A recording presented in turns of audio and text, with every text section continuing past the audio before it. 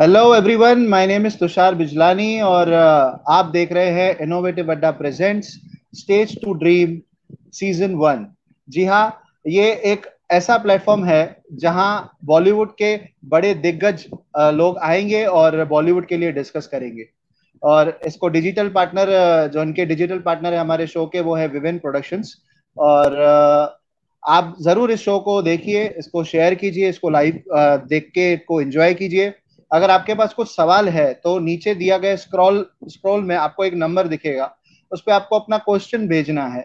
Question भेजेंगे तो कुछ आप में से कुछ ऐसे लकी लोग होंगे जिनको एक लिंक मिल जाएगी उनको व्हाट्सएप पे। वो लिंक को आप क्लिक करेंगे और आप जो है हमारे साथ लाइव आ सकते हैं और हमारे गेस्ट के साथ जो क्वेश्चन आपने भेजा था वही क्वेश्चन आप पूछ भी सकते हैं।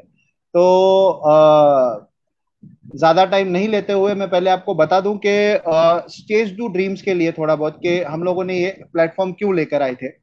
ऐसे बहुत सारे कलाकार हैं जो एक बेहतर सिंगर और बेहतर एक्टर बनना चाहते हैं, बट उनको कोई मिसगाइडेंस मिल जाता है या कुछ अच्छा तरीका नहीं मिल पाता, उनको पता नहीं चल पाता कि किस तरीके से इस इंडस्ट्री में एंटर किया जाए। तो एक आइडिया यही था कि एक तरीके का एक प्लेटफॉर्म हम लोग इस जरिए से, इस माध्यम से हम लोग लेकर आपके सामने आए, जिससे बॉलीवुड के दिग्गज कलाकार आकर आपके सामने आपको तरीका बताया कि किस तरीके से आप इस इंडस्ट्री में अपने कदम जमा सकते हैं। तो आज का पहला सेशन, पहला एपिसोड में आपका जो पहला हमारे हमारा जो पहला गेस्ट है जी, उनका नाम है मिस्टर H.E. अमजद खान जी, जिनकी अभी हाल ही में एक फिल्म आई थी गुल मकाई, जो क्रिटिकली बहुत अच्छी अक्लेम्ड हुई थी। इंटरनेशनली बहुत सारे अवार्ड्स मिल चुके हैं उस फिल्म को। तो आइए हम लोग स्वागत करते हैं मिस्टर अमजद खान जी को। जी सर।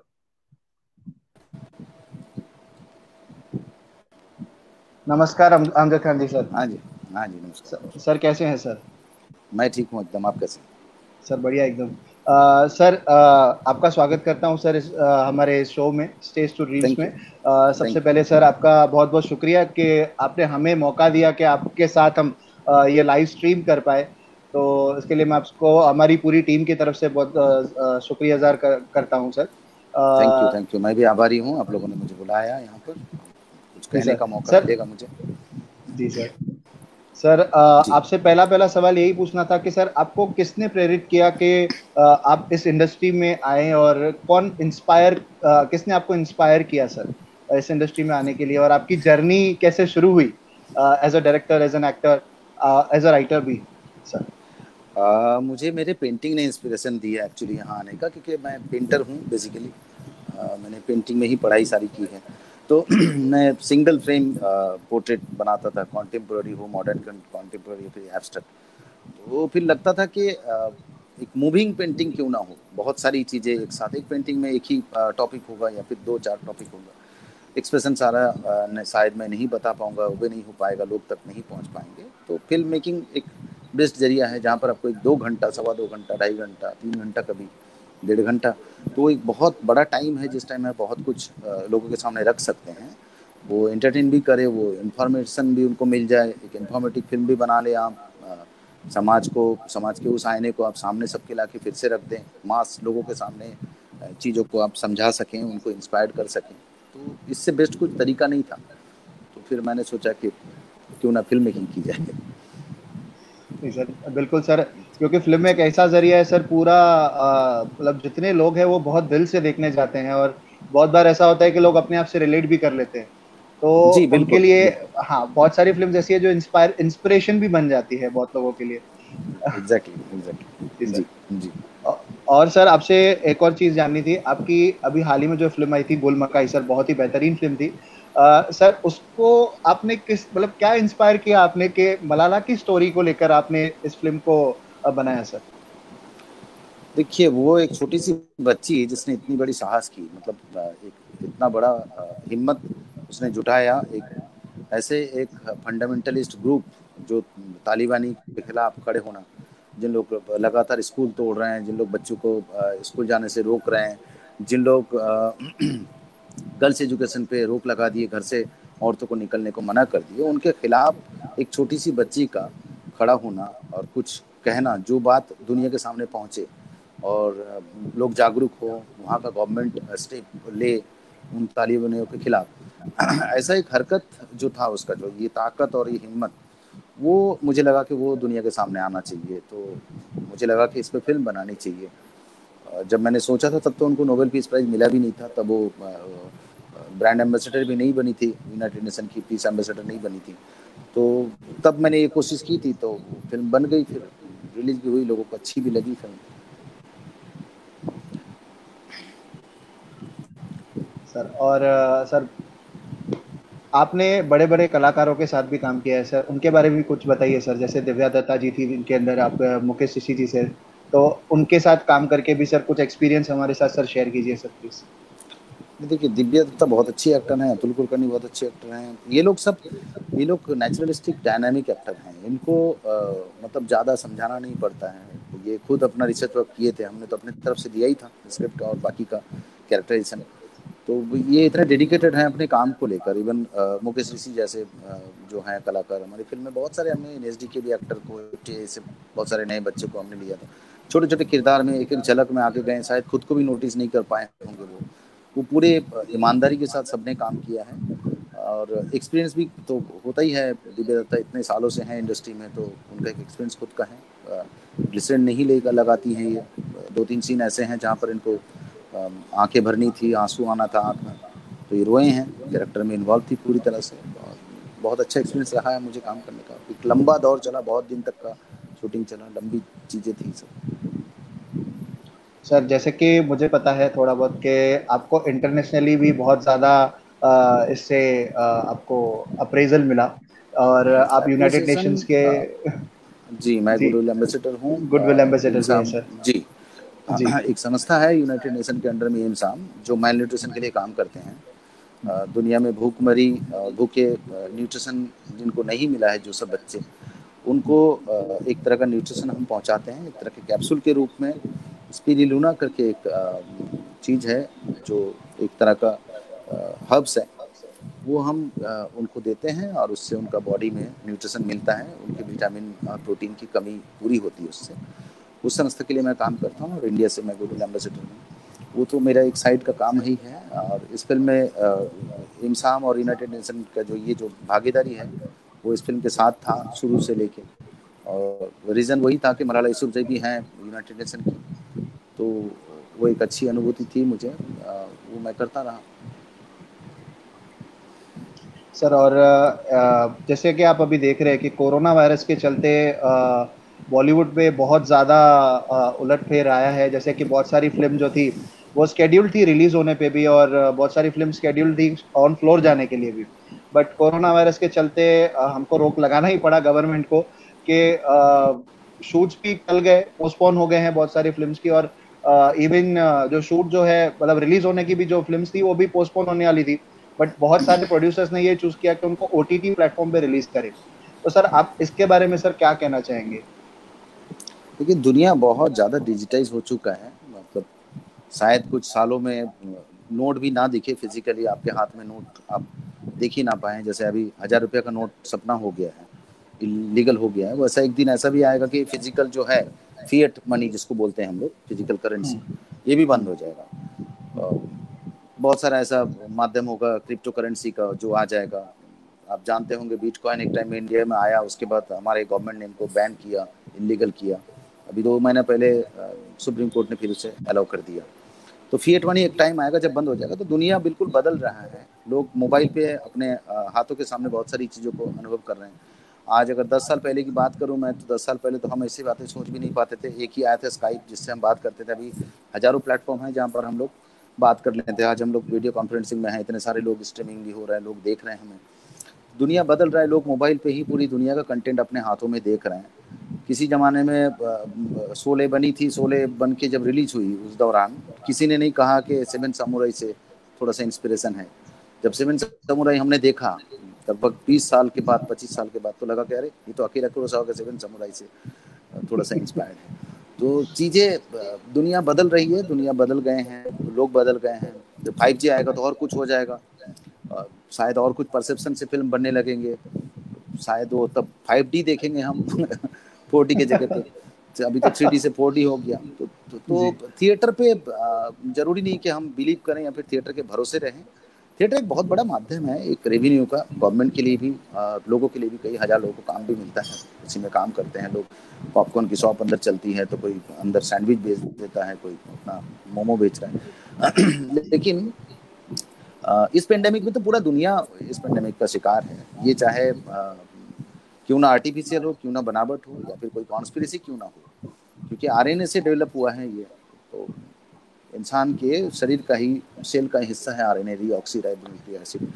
तो मामला तो है कुछ कॉन्स्पिरेसी वाला, गड़बड़ वाला। पता नहीं क्या चाहता है वो, कोई एक पावर होगा जो पूरी दुनिया को बेवकूफ़ बना रहा होगा। और हर पेंडेमिक में दवाई का आने का जो दौर रहा है, जो कभी 600 साल लगे हैं, कभी 300 साल लगे, कभी 200 साल लगे हैं, कभी 100 साल लगे हैं आने में दवाई। कई ऐसी बीमारी है जिसकी दवाई आज तक आई नहीं, या फिर लाया नहीं गया। ऐसा भी हो सकता है कि हम बोलते हैं कि हम मंगल में पानी ढूंढ लिए हैं और हम एक दवाई नहीं ला पा रहे हैं। रिसर्च का भी दौर बड़ा लंबा होता है कि कोरोना का अगर आप रिसर्च करके उसको अप्रूवल आप ले लेते हैं, WHO अगर कहता है कि हाँ आपकी दवाई एकदम परफेक्ट है, तो उस रिसर्च का जो दौर है वो भी कम से कम 7-8 महीने का है। लाख लोगों से ऊपर आपको रिसर्च करना पड़ेगा। वो लोग कौन होंगे जो जिंदा होंगे या मरेंगे उस दौरान, उनके ऊपर आप रिसर्च करेंगे। वो गिनी पिग होंगे, वो तो इंसान है, उनके ऊपर आप दवाई देके टेस्ट करके देखेंगे कि जिंदा हो रहा है कि नहीं हो रहा है। बड़ा अजीब सा है माहौल। तो इस माहौल में फिल्म इंडस्ट्री क्या, पूरा इंडस्ट्री, पूरी दुनिया परेशान है इस वक्त। जर्मनी जैसा, इटली जैसा, ब्राज़ील का भी बहुत बुरा कंडीशन है। इंडिया को भी अभी लॉकडाउन ओपन होने के बाद बहुत बेहतरीन तरीके से हम आगे बढ़ रहे हैं। एक्चुअल जो ट्रांसमिशन होना चाहिए था, वो ट्रांसमिशन जब होना चाहिए था तब नहीं हुआ, अभी हो रहा है। रीज़न किसी को पता नहीं है, क्या रीज़न है। क्या मजदूर रिटर्न जाने के बाद हो रहे हैं, या फिर लॉकडाउन खोलने की वजह से हो रहा है अभी, या फिर हवा में है कोरोना। 239 साइंटिस्ट ने एक साथ कह दिया कि हवा में भी कोरोना है। तो इस वक्त, ऐसे वक्त में हमें सब्र करना होगा। और दुनिया फिर से इस तरह से पूरी तरह से बिगड़ा है, फिर नए से बना है। और इस दुनिया में अगर यूनिवर्स की बात करें तो हमारा दुनिया पूरे यूनिवर्स में एक राई बराबर है, और उस राई के अंदर हिंदुस्तान है, उस हिंदुस्तान के अंदर बॉम्बे है, बॉम्बे के अंदर मैं हूँ, आप हैं। तो वो तो शायद अगर मैं एक साइज में आपको रख दूं सामने और उसके बाद उसका एक पॉइंट में बना दूं, तो शायद आपको माइक्रोस्कोप भी ना दिखे। हम इतने छोटे हैं पूरा आलम के सामने।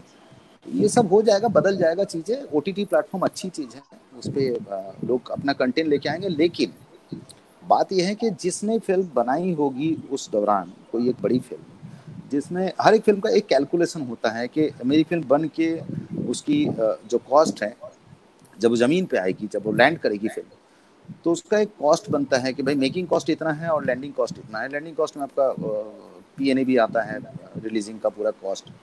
तो एक कॉस्ट तैयार होता है कि भाई ये 50 करोड़ की फिल्म है, तो 50 करोड़ की फिल्म को पैसा वापस लाने के लिए खाली थिएटर से ही आपको लगभग 150 करोड़ कमाना होगा। तो 150 करोड़ नहीं कमाते हैं आप, चलिए आपने 100 करोड़ थिएटर से कमा लिया, तो आपके घर आ गए लगभग 40-42 करोड़। फिर आपने टारगेट बनाया कि मेरा तो 50 करोड़ ऑलरेडी लगा था, 8 करोड़ अभी बचा है, तो अपना फिर OTT प्लेटफॉर्म है आपका, फिर दुनिया भर के और भी राइट्स हैं, सैटेलाइट है, टीवी पे दिखाई जाती है। कई ऐसी फिल्में टीवी खरीद नहीं पाती है, चीज़ें बन नहीं पाता है। टीवी इंडस्ट्री के भी हाल बहुत ख़राब है। जो लोग सिनेमा दिखाते थे, आप देखेंगे ऐसे कई ऐसे चैनल है जिसमें सूर्यवंशी अब तक दिख रहा है, 15 साल से सूर्यवंशी देख रहा है, सूर्यवंशम दिख रहा है, सूर्यवंशम चेंज ही नहीं हो रहा है, क्योंकि है ही नहीं उनके पास कंटेंट खरीदने को, कहाँ से खरीदेंगे। तो जो फिल्म बन चुकी है, जिसका बजट बहुत बड़ा एक लेवल पे रहा है, OTT प्लेटफॉर्म उनको वो पैसा वापस नहीं ला दे सकता और ना के दे पाएगा। देखिए OTT प्लेटफॉर्म क्या है, पहले तो हमें वो समझना होगा कि OTT प्लेटफॉर्म एक ऐसा प्लेटफॉर्म है जहाँ पर उन्होंने जब शुरुआत किया था उनको चाहिए था सब्सक्राइबर। अब उनके पास सब्सक्राइबर आ गए, अगर वो चार कंटेंट कम करेंगे, अगर वो 4 कंटेंट अमजद खान के अलावा भी और 4 कंटेंट मार्केट में है जो नॉन डायरेक्टर के हैं, क्या वो कंटेंट आने के बाद उनके प्लेटफॉर्म में सब्सक्राइबर आ जाएंगे? क्या उनके प्लेटफॉर्म को 5 लाख सब्सक्राइबर मिल जाएगा उस फिल्म के चलते? अगर वो फिल्म के चलते 5 लाख सब्सक्राइबर नहीं मिल रहा तो वो पैसा क्यों लगाएगा? उसे तो सब्सक्राइबर से मतलब है। तो उस फिल्म के नहीं आने पर क्या सब्सक्राइबर कम हो जाएंगे? वो कैलकुलेशन का खेल है। वो उस कैलकुलेशन में जब वो देखेगा कि मुझे किसी की 50 करोड़ की फिल्म खरीद लेनी है और नेटफ्लिक्स ओरिजिनल लिख देना है या फिर अमेजन प्राइम लिख देना है, वो जब उस चीज़ को कैलकुलेशन करके उनका देखेंगे, उन लोग बोलेंगे हाँ भाई अब हो सकता है, चांसेस है 50 करोड़ रुपए का हमारे पास सब्सक्राइबर आ जाएगा, तब आपसे वो खरीदने की बात करेंगे। नहीं तो आपसे 3 महीने के लिए ले लेंगे, 3 साल के, 1 साल के लिए ले लेंगे, 6 महीना दिखा के आपकी फिल्म को निकाल देंगे। ऐसे बहुत फिल्म आप देखना कि ओटीटी प्लेटफॉर्म में आया और अचानक से गायब, उनके साथ उतने दिन के लिए लिया गया था फिल्म। तो बड़ा मुश्किल काम है ओटीटी प्लेटफॉर्म पे भरोसा करके एक 50 करोड़ की फिल्म को लैंड कर देना, रोड पे ला लेके आ जाना, बहुत मुश्किल काम है। जो सब चीजें आप देख रहे हैं कि सीरीज वगैरह चलता रहा है, जो आता रहा है पहले का था, अभी उनको वो लोग ग्रेडी नहीं है, अभी मेकर ग्रेडी है। अभी पहले वो लोग ग्रेडी थे, पहले ओटीटी प्लेटफॉर्म को अपना फॉर्म बनाने के लिए सेक्रेट गेम भी चाहिए था, तो घोल भी चाहिए था, तो इस तरह की चीजें चाहिए थी। अभी नहीं है, अभी उनको जरूरत नहीं है, क्योंकि वो ब्लड ऑफ बार्ड और क्या क्या सब आए, लोगों को बोर कर दिया चीजें, तो चीजें खराब भी हो जाती है कई बार, तो उनका भी भरोसा उठ जाता है कई बार। छोटी छोटी फिल्में वहां पर चल जाती है। और क्या है, हम लोग कंटेंट पे कम काम करते हैं, हम लोग शो शाहबाजी थोड़ा ज्यादा करते हैं, क्योंकि हम लोग का शुरुआत ही ऐसा हुआ है। हम लोग का शुरुआत में हम लोग डांस वांस गाना वाना शुरू कर दिए। उस दौरान वो एक बड़े से पेड़ के नीचे खड़े होकर हीरोइन हिलती थी, आज जो बड़ा सा डिस्क में कूदता है, तो फर्क कुछ नहीं हुआ, अपग्रेडेड हुआ है वर्जन। तो हम लोग कंटेंट पे कम जाते हैं, हम लोग एंटरटेनमेंट में ज्यादा जाते हैं। तो प्रॉब्लम वहां पर है कि हमारी चीजों को दुनिया बहुत कम देखते हैं। जैसे मैं अभी बैठ के एक स्पेनिश शो देख रहा हूँ, तो मैं टर्की शो भी देख रहा हूँ, साथ ही साथ इंडियन कंटेंट में ढूंढ रहा हूँ, तो मैं परेशान हूँ कि मुझे मिल नहीं रहा है। एक दो कंटेंट देखने के बाद खत्म हो गया, वो कंटेंट फिर से कब रिपीट होकर आएगा। अब जैसे एक मिर्जापुर बना, सेकंड गेम खत्म हो गए, सेकंड वाला सीजन किसी को पसंद नहीं आया, मुझे भी नहीं आया ऑब्वियसली। तो हमको कंटेंट का कमी है यहाँ पर, और एंटरटेनमेंट ओटीटी प्लेटफॉर्म के लिए बड़ा मुश्किल काम है, क्योंकि वो पूरी दुनिया को भी तो आपको दिखाना है ना। मतलब मैं अगर सबटाइटल पढ़ के एक टर्किश शो को देख सकता हूँ, एक लेबनीज शो मैं देख रहा हूँ अल हाइबा, बड़ा बोरिंग सा है लेकिन बड़ा इंटरेस्टिंग है, छोटी छोटी चीजें। वो एक तरह का सास भी कभी बहू थी जैसा है, लेकिन उसमें भी थ्रेटन है। 2015 का 2017 का शो है, अभी मैं देख रहा हूँ 3 सीजन बना है। क्यों बना? कुछ तो बात होगी, उसमें भी कॉस्ट अच्छा खासा खर्चा की, महंगी महंगी गाड़ी घूम रही है शूटिंग में, गोलीबारी हो रही है, सब हो रही है। तो चक्कर हुआ है कि हम लोग को कंटेंट पे काम करना होगा। अगर कंटेंट पे काम करेंगे तो फिर चीजें बहुत कम बजट में, और जो स्टारडम वाला जो मामला है कि स्टार को देखना है, एक्टर को, मतलब ऑडियंस को थिएटर में जाके, वो थोड़ा सा वो ख्याल से अगर बाहर आ जाएंगे, फिर ओटीटी प्लेटफॉर्म के लिए फिल्म बनना शुरू हो जाएगा बहुत अच्छे लेवल पे। अगर ऑडियंस सोचे कि नहीं मुझे शाहरुख खान को ही देखना है, मुझे सलमान खान को देखना है, ओटीटी प्लेटफॉर्म पे देखना है, तो मुश्किल लग रहा है कि सलमान भाई की फिल्म ओटीटी प्लेटफॉर्म पे रिलीज होगी। बनाएंगे नहीं वो, क्योंकि कैसे कवर करनी है। अब अच्छा, वो खुद अगर ये सोचते हैं कि मैं अपनी फिल्म को बना लूंगा, मेरा तो घर का फिल्म है, अरबाज खान प्रोडक्शन होगा, सोहेल होगा, फिर सलमान खान प्रोडक्शन होगा, तो वो अगर ये सोचते हैं कि मैं बनाऊंगा और मुझे फर्क नहीं पड़ रहा है, मेरे को 50 करोड़ का प्रॉफिट नहीं चाहिए, तो फिर लोग देख पाएंगे। अगर वो ये सोचे, अभी जैसे संजय लीला भंसाली की एक बहुत बड़ी फिल्म आने वाली है, गंगूबाई, हाँ, इतनी बड़ी फिल्म है, वो ओटीटी प्लेटफॉर्म में कभी नहीं आ सकता, नहीं आ पाएगा, नामुमकिन है। कैसे होगा? 50 कंटेंट आ जाएगा उतने पैसे में, ओटीटी प्लेटफॉर्म के पास 50 कंटेंट लोग खरीद लेंगे। सर सूर्यवंशी आ रही है, वो भी बहुत बड़ी फिल्म है, बट ओटीटी में नहीं हो रही है रिलीज, क्योंकि वो बहुत बड़ी फिल्म है। तो वही बात है कि वो जो उनका कॉस्ट लग चुका है, वो पैसा रिकवर नहीं कर पाएंगे, ओटीटी नहीं दे पाएंगे। अभी तक मैंने ओटीटी प्लेटफॉर्म को अपनी फिल्म नहीं दी, नहीं हो रहा है, जम ही नहीं रहा। उनका जो बजट वो लोग दे रहे हैं सामने, हमारा मतलब नट्स के बराबर है, अभी तक नहीं हुआ है। चल रहा है, नेगोशिएशन चल रहा है, बातें चल रही है। अभी तक कितना महीना हो गया, रिलीज हमारी 31 जनवरी को हुई है, अभी तक ओटीटी प्लेटफॉर्म पे नहीं पहुंचा वो, क्योंकि हमको हमारा वो जो बजट वो खड़ा कर रहे हैं सामने, वो तो छोटी मोटी फिल्म का होता है, इतना बड़ा बजट। अभी हमारे कमेंट सेक्शन में भी किसी ने क्वेश्चन पूछा कि गुलमकई आखिर कब आएगी, कि एक ओटीटी प्लेटफॉर्म पे कब रिलीज हो रही है। देखिए फिर से नहीं ओटीटी प्लेटफॉर्म पे रिलीज हो जाएगी, बहुत जल्द हो जाएगी। हमने बीच में सोचा भी था कि उसको पेड वाला जो यूट्यूब पे होता है वो कर लें, तो डिस्कशन में चल रही है चीजें, हो सकता है हम वहां कर दें। तो हमने, अच्छा इसमें ऐसा है कि इस फिल्म का पायरेसी भी हमने होने नहीं दिया। कई लोग पायरेसी करा देते हैं थोड़ा सा गर्म करने के लिए चीजों को। पायरेसी इसलिए नहीं कराया कि करा देते हैं, रोकते, मतलब करा देते हैं, मतलब खुद नहीं कराते, जब हो जाता है उसको रोका नहीं जाता है। वो एक ट्रिक है कि जो लोग पायरेटेड फिल्म को देखते हैं वो लोग थिएटर में नहीं आते हैं। कई ऐसे डिस्ट्रीब्यूटर का, प्रोड्यूसर का मानना है कि वो लोग थिएटर में आते ही नहीं, तो उनको आप देखने दो, बस बनेगा। मुझे नहीं लगा था कि इतना मेहनत करके एक चीज बनाने के बाद में उसको फ्री में किसी को देखने दे दूं, थोड़ा तो कुछ प्रोड्यूसर के पास आ जाए। तो इसलिए हमने इसका पायरेसी पे भी बहुत ज्यादा रोक रखा था, ताकि इसको कोई पायरेसी इसका कर ना पाए। तो जिन्होंने सवाल किया उनको कहिए कि मैं कह रहा हूं उनको कि बहुत जल्द हम आ जाएंगे ओटीटी प्लेटफॉर्म इस फिल्म को लेकर। ये आपको सुन ही रहे हैं सर।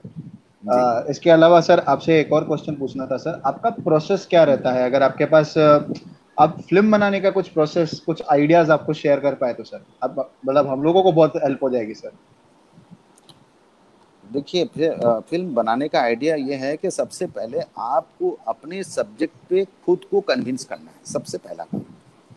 जब आप खुद कन्विंस हो जाएंगे आपके सब्जेक्ट पे, वो सब्जेक्ट आपका खुद का हो या फिर आपके किसी राइटर दोस्त का हो या फिर कोई किसी का सब्जेक्ट आपने सुना था तो आपको लगता है कि ये सब्जेक्ट को एक फिल्म में बना सकता हूँ एज ए डायरेक्टर, सबसे पहले आपको खुद को कन्विंस होना पड़ेगा। ठीक उसी तरह से जैसा कोई कपड़े खरीदने जाके पहले कन्विंस करते हैं खुद को कि ये कपड़ा मेरे पे जमेगा, तभी आप खरीदते हैं। गिफ्ट का कपड़ा भी कोई देके जाता है, आपको जमता नहीं तो एक बार पहन के आप रख देते हो, आप उसकी तरफ देखते भी नहीं, मुंह पे उसको मना नहीं कर पाए।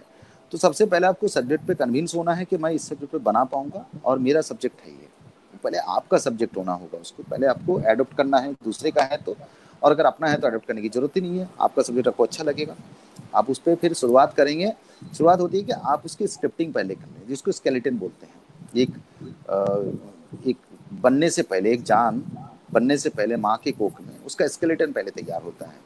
बच्चा पहले तो मांस का लोथड़ा होता है, धीरे धीरे करके उसके अंदर स्केलेटन आता है। तो वो जो क्ले है, उस क्ले के अंदर जब तक ना हड्डी डालेंगे, तो स्केलेटन जो है वो रूह है फिल्म का, स्केलेटन है स्क्रिप्ट। स्क्रिप्ट पहला अच्छा हो, ढंग का हो जाए, पहले स्क्रिप्ट तैयार कर लें, फिर आप सोचने लगे जो बेस्ट तरीका है, जो मुझे लगता है, बाकी का कईयों का तरीका है कि पहले अमिताभ बच्चन को सोच के कहानी लिख लेते हैं। तो जो तरीका मुझे लगता है कि पहले आप कहानी लिख लें और उसके बाद फिर आप सोचें कि इस कहानी को कौन पूरी तरह से जस्टिफाई कर पाएगा, कौन इसके साथ मतलब वो करेगा, न्याय करेगा, कौन एक्टर होगा जो न्याय करेगा इसके साथ, इस कैरेक्टर के साथ। आपके सामने 10 ऑप्शन होंगे और फिर आप उस ऑप्शन को चुनना शुरू करें। फिर अभी जो बेस्ट तरीका है फिल्म मेकर के लिए वो ये है कि वो पहले एक्टर को कन्विंस कर लें। ज़्यादातर यही हो रहा है कि अभी प्रोड्यूसर को बिलीव नहीं रहा कि प्रोड्यूसर के साथ एक्टर काम करेगा, तो सिंगल प्रोड्यूसर जितने भी उनको लगता है पहले एक्टर लेके आओ फिर मैं पैसे का इंतजाम करता हूँ। तो जब भी ऐसा कुछ होता है, थोड़ा सा मैं निराशावादी आपको बनाऊंगा शायद, लेकिन आप बनिए मत मेरी बातों पे। तो क्योंकि मैं बड़ा प्रैक्टिकल आदमी हूँ और सच कहना अच्छी बात है, क्योंकि सच आप 10 साल बाद देखेंगे उससे बेहतर है कि मैं आपको अभी कह दूं।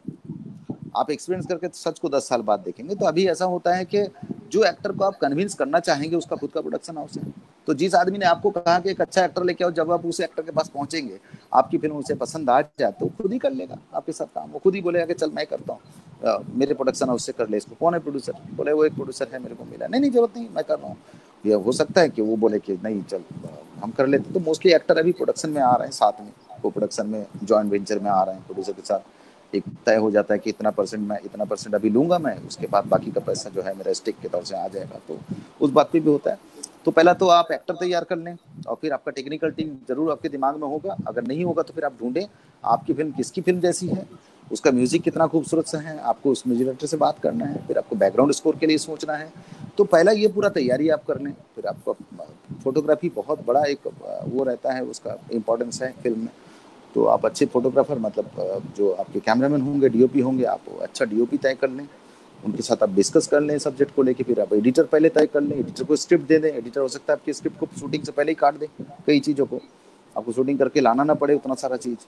हो सकता है वो एडिटर होते हैं तो उन लोग के दिमाग में विजुअल चलता है, वो बोले हो सकता है कि ये 4 सीन का मतलब ही नहीं है मुझे, भाई इसको काट दो। तो हो सकता है आपके साथ वो डिस्कस कर ले, तो आप शूटिंग क्यों करें फिर इतना मेहनत करके, वो 4 सीन कट जाएगा जब बाद में।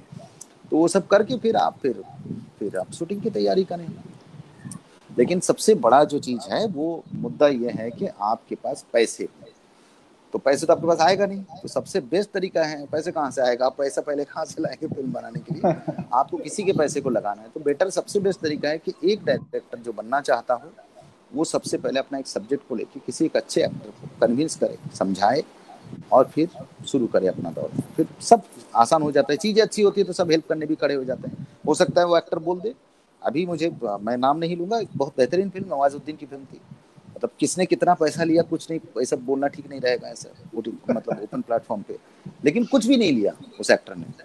अच्छा, नवाजुद्दीन ने कुछ भी नहीं लिया, क्रिटिकली एक्लेम फिल्म और बहुत कंट्रोवर्शियल वो कैरेक्टर जिसके फिल्म बनी, जिसके नाम पे फिल्म बनी, और सुना कि नवाजुद्दीन साहब ने पैसा ही नहीं लिया।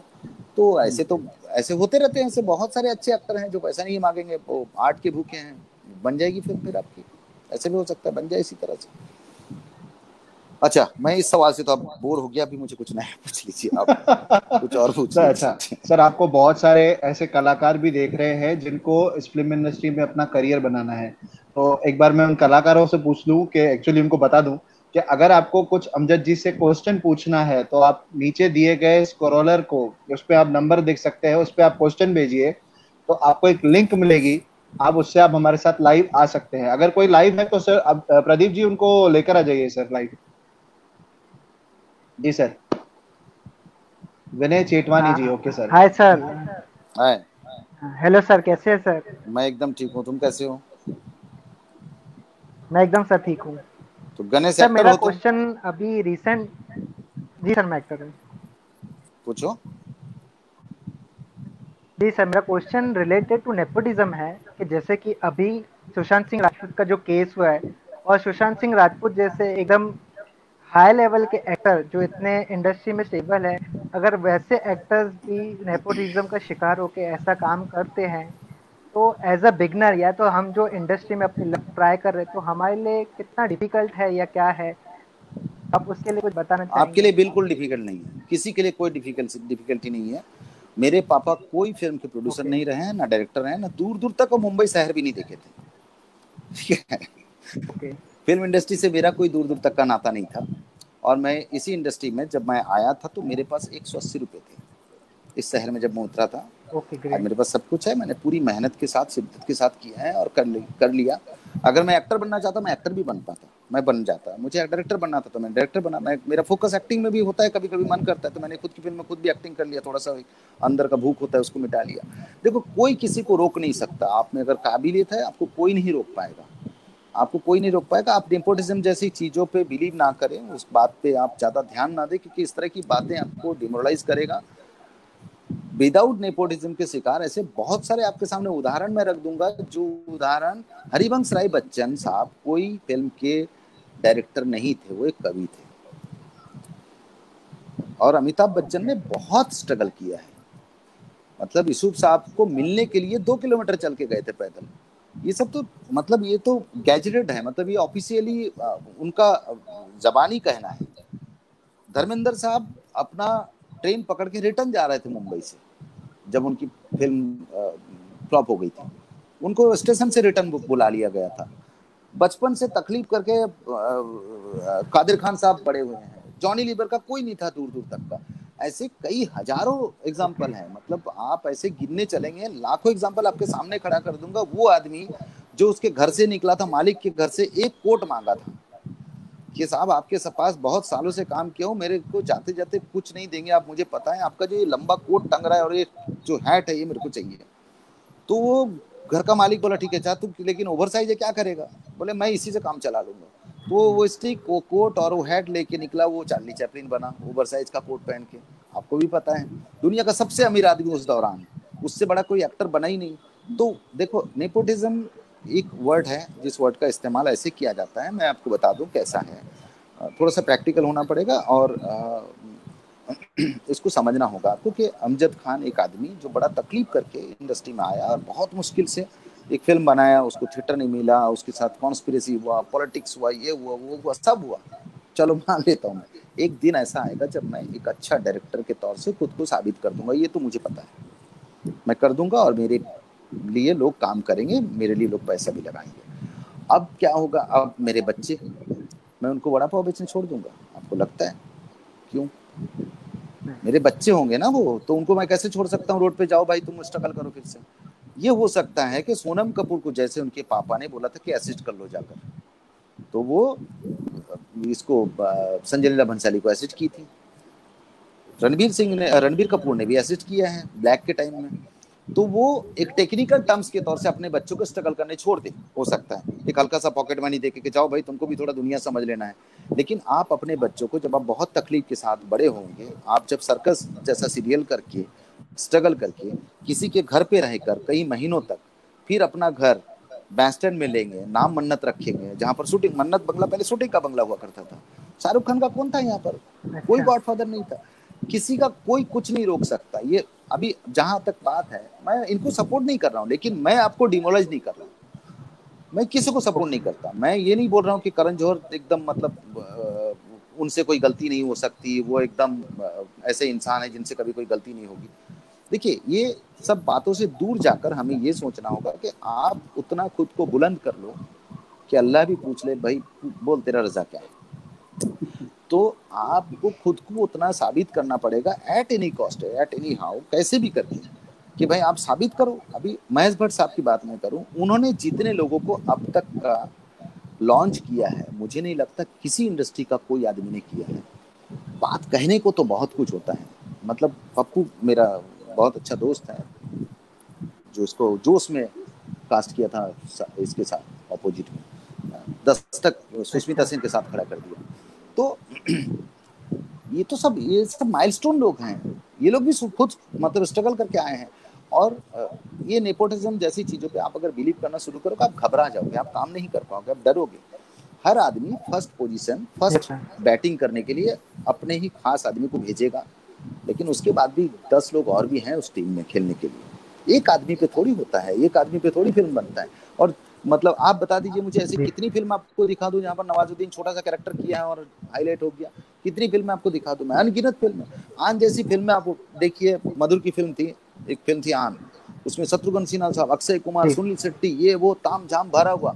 वहां पर इरफान भाई का एक सीन था जहाँ पर वो पकड़े जा, उसको उठा के लेके जा रहे पुलिस ऑफिसर, वो अचानक से घूम के बोलता है वो बच्चे के लिए दूध गर्म करने लगता है, देखना। हाँ, आप उतना कर दिया आपने, आपको याद कर लिया दुनिया ने। मतलब छोटे छोटे रोल में भी लोग आए हैं। क्या इन लोग मतलब एक चिट्ठी लिखे हैं सलाम जफर सुपारी सर, कैरेक्टर का नाम जफर सुपारी था सर। हाँ, छोटा छोटा कैरेक्टर। तो ऐसा कुछ नहीं है, आप खुद को बिल्कुल अपना हिम्मत ना तोड़ें, इस तरह की कोई चीज आपको रोक नहीं सकता। आप में काबिलियत होगा, आपके सामने दुनिया में बहुत सारे एग्जाम्पल ऊपर वाला ने इसलिए रख दिया है ताकि आप उस चीज को समझें। मतलब देखिए, तुलसी नाम दे दिया है तो जंगल का ही ना, जंगल का ही एक पौधा ना, वो कितना काम आता है। मतलब वो जंगल का ही पौधा है, उसमें क्या खासियत है आप मुझे बता दीजिए, लेकिन वो पूजा में काम आता है। वो 1000 तरह का बीमारी को ठीक करता है, जंगल में ही तो उगता है ना। वो कोयले के खान के अंदर हीरा निकलता है, आपको पता है अच्छे से करके। वो बड़ा खूबसूरती से उसको कितना 1000 बार कट मारना पड़ता है। आपको मालूम है, हीरा इतना बड़ा एक दे दोगे बिना कट का, कोई भी वैल्यू नहीं है उसका 2 रुपये कीमत नहीं, जब तक ना उस पर कट लगे। उसमें जितना 1000 कट होगा उतने करोड़ों कीमत होंगे उसके। तो फिर आपको उतना घिसना भी पड़ेगा, उतना तकलीफ उठाओ, मजे लो जिंदगी के। जितना तकलीफ होगा, जितना लेट होगा, जितना लेट आप आओगे उतना लेट तक आप चलोगे। इतना आप याद रखना, जितना देर तक रहोगे आप, फट से 3 महीने में जो बच्चा पैदा होता है बिल्ली का, 3 महीने में बच्चा पैदा होता है बिल्ली का, और वो जीता है सिर्फ 6 साल, 7 साल, 8 साल। 9 महीने में बच्चा पैदा होता है इंसान का, 65 साल 70 साल की आयु है। 2 साल में बच्चा पैदा होता है हाथी का, 200 साल जीता है। तो जो जितना लेट होगा आने में, आपके सामने एग्जांपल है, वो उतना लेट तक सरवाइव करेगा। तो एकदम घबराना नहीं, ठीक है जी sir, thank you so much sir. Thank you Vinay ji, आप हमारे साथ लाइव आए। Thank you sir, thank you sir. Sir आप एग्जाम्पल्स खतरनाक देते हैं सर, बहुत अच्छी तरीके से। देखिए, बरगद का पेड़ को कितना साल लगता है बनने में, 200 साल, 300 साल, 400 साल खड़ा है, वो 2 फीट का बनने में 6 महीना ले लेता है। उसी जगह में गुलमोहर का पेड़ 6 महीने में इतना बड़ा पहाड़ छू देता है, हल्का सा हवा में टूट टूट के जमीन पे गिर रहा है। वो भी है सर। प्रदीप जी, और कोई है हमारे साथ जो पूछना चाहते हैं क्वेश्चन? अच्छा, प्रदीप जी खुद पूछना चाहते हैं? मैं खुद आ गया क्वेश्चन पूछने के लिए। Sir, hello sir. जी जी जी जी। एक क्वेश्चन ये था, आपने अभी जैसे विनय को बताया कि एक्टर के लिए उसने फ्रंट जो कैमरा में आते हैं उनके लिए बताया। मैं एक वीडियो एडिटर हूँ, मुझे जो बैक स्टेज काम करते हैं, मतलब बहुत सारे लोग हैं, मैं अपनी बात करता हूँ, वीडियो एडिटर, उनके लिए जो रॉयल्टी या एक्सपोजर है वो थोड़ा कम है, उनको नहीं जानता है कोई भी, बहुत सारे कम लोगों को। मैं खुद वीडियो एडिटर हूँ, मैं बहुत सारे फिल्म वीडियो एडिटर्स को कम जानता हूँ। उसके पीछे देखिए रीजन वही है कि जब आप मूर्ति को देखते हैं जाके, किसी एक मूर्ति को जो पत्थर से नक्काशी किया हुआ है, आप कभी कोशिश ही नहीं किए। जैसे आप अगर खाजुराहो गए हैं, वो जो मूर्ति आप देखोगे खाजुराहो में, आपने कभी, मैं तो बता दूं आपको, 100 आदमी आप ले चले मेरे साथ, 100 के 100 देखेंगे खड़े रह के, मूर्ति के पोस्चर, पोजिशनिंग, पत्थर सब देख लेंगे, खूबसूरती, कार्विंग उनका कितना बारीकी से काम हुआ है। एक भी आदमी नहीं बोला किसने बनाया, नाम क्या था। तो चक्कर वो है कि जो सामने रहता है उसी को लोग देखते हैं, उसके पीछे बनावट के पीछे। लेकिन वो वो अगर नहीं भी रहेगा, देखिए चिराग तले अंधेरा होता है सबको पता है, लेकिन चिराग नहीं होगा तो उजाला भी तो नहीं होगा। सब मतलब यहाँ पे वो बात हो जाती है, जो दिखता है वही बिकता है ना, जहाँ जो दिखता है वही बिकता है। रसूल पुकट्टी बिकता है, वो तो पीछे ही थे। वो ऐसा नहीं है। सुरेश भाई है, नेशनल अवार्ड लिया। मेरा दोस्त है प्रवीण आंग्रे, नेशनल जी। अवार्ड 10 साल पहल के। अच्छी मैं फिल्म सर करेंगे आपके। मैं सबकी बात नहीं कर रहा हूँ, मैं बहुत सारे कम लोगों की बात कर रहा हूँ। बहुत सारे लोग हैं जो पीछे रहकर भी बहुत बड़ा नाम कर चुके हैं। बिल्कुल बिल्कुल करें हैं, बिल्कुल करें हैं। बस वो देखिए यहाँ पर मेहनत करते रहना है। कौन सा फिल्म क्लिक कर जाए, कौन सा फिल्म को मिल जाए अवार्ड, कौन सा फिल्म। देखिए अवार्ड के बिना तो नाम नहीं होता, क्योंकि पब्लिक तो आपका, आपके फ्रेटर्निटी के लोग आपको जानेंगे तब जब आप एक अच्छे एडिटर हों, और या फिर आप अच्छे फोकस पुलर हैं। देखिए ऐसा नहीं है, फ्रेटर्निटी के अंदर भी तो आपको सेटिस्फेक्शन अलग सा मिलेगा। वो फोकस दादा पुलर जो है ना, उनको बुलाओ, इनके बिना मैं काम नहीं करूंगा। ऐसे एक एक फोकस पुलर हमारे इंडस्ट्री में इतिहास बनकर हैं, जिनको क्लैश करना पड़ता था डेट अपना। मतलब रवि यादव कैमरामैन बुला रहे, ये फोकस पुलर के बिना मैं काम नहीं करता भाई, फोकस पुलर नहीं है तो मैं शूटिंग नहीं करूंगा। तो वो भी दिन है, वो भी दिन रहे हैं, अभी भी है ऐसा, फोकस पुलर के बिना काम नहीं होता है। तो हर आदमी अपने जगह पे उसको सेटिस्फेक्शन वहीं पर मिल जाता है कि उसके टीम के 200 लोग उसको फोकस दादा के बिना काम नहीं होगा, मेकअप दादा के बिना काम नहीं होगा। तो वो अपनी दुनिया में करते हैं, लेकिन उनको हम जैसे लोगों की, हम जो फ्रेटर्निटी के लोग हैं, हमारा कर्तव्य है, हमारा वो दायित्व है कि हम उनको थोड़ा सा वो दें, इंथू दें, थोड़ा सा उनको मोरल सपोर्ट दे दें, थोड़ा सा हिम्मत अफजाई करें उनका। ऐसे कई लोग हैं जो थोड़े से अप टू डेट नहीं कर पाए खुद को। डिजिटाइज होने के बाद सिनेमा 2009 से डिजिटाइज हो गया अचानक से, एकदम से रेड वेड आ गया। उससे पहले तो सब वो था, निगेटिव पे होते थे शूटिंग, कोडाक पे करते थे लोग। तो डिजिटाइज होने के बाद बहुत सारे लोगों की रोजी रोटी स्क्रीन बैक के काम करने वाले जो लोग होते थे, जो साउंड काटते थे क्रॉस में, उनका काम बंद हो गया, उन लोग एकदम बर्बाद हो गए। लेकिन दुनिया नहीं रुकेगी चीज़ों के साथ साथ। जो नए जनरेशन होंगे उनको फिर उस तरह से अपनाना होगा। और अभी के जनरेशन के लिए सबसे ज़्यादा ज़रूरी एक चीज़ है कि जो खूबसूरत, अभी मैं जहाँ पर मेरा काम चल रहा था वहाँ पर बड़ा खूबसूरत सा एक लॉन्ग हाइटेड, लगभग 6 फीट हाइट, खूबसूरत सा लड़का, देखने में आपको लगेगा कि इसको हीरो लॉन्च कर दो। वो साउंड का काम करता है। तो उसको मैं जब देखा तब उसको मैं छेड़ा रोका, मैंने देख तू पहला इंसान है जो इतना हैंडसम होकर तू एक्टिंग के लिए दौड़ नहीं रहा। बोले सर मुझे नहीं दौड़ना है एक्टिंग, मुझे साउंड में ही करना है सर, मुझे साउंड में ही सेटिस्फेक्शन मिलता है, मैं साउंड। तो ऐसे बच्चे बहुत कम हैं अभी। वो बच्चे जब आने लगेंगे तो फिर हमको थोड़ा दिक्कत हो जाता है। जैसे हम कोई एक टेक्निकल काम में, जैसे हमको साउंड का काम करना है, मिक्सिंग करना है, प्री मिक्सिंग करना है, मैं अजय को ढूंढता हूँ, मैं सुबीर को ढूंढ रहा हूँ, 2 4 5 लोग ही हैं। एक आंचल करके लड़का है, बहुत अच्छा साउंड का काम करता है। तो इनके बिना फिर इंडस्ट्री अधूरा है।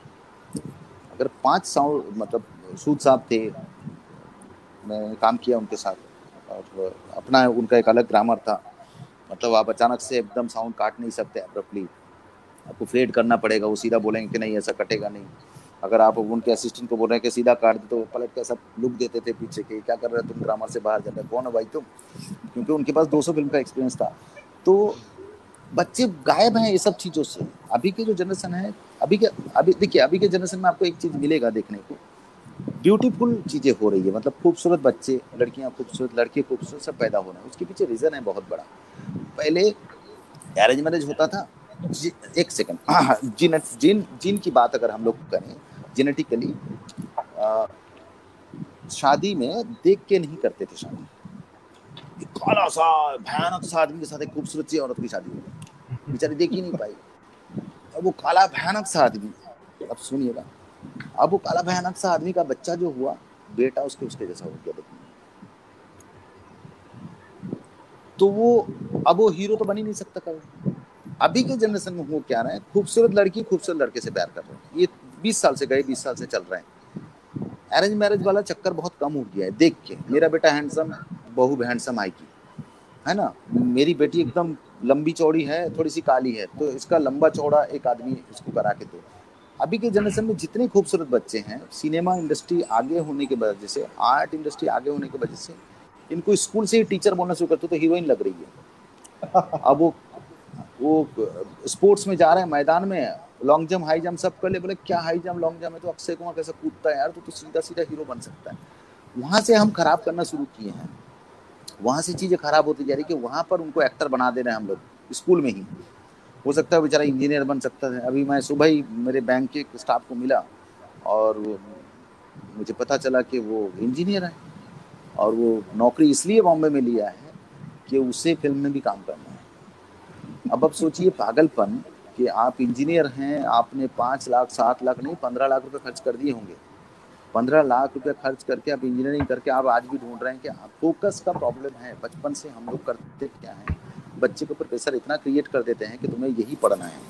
अब उसके दिल दिमाग में जो चीज़ है ना, वो चीज़ से वो बाहर नहीं आ पा रहा है। वो जिद करता है कि नहीं पापा मुझे तो एक्टर बनना है।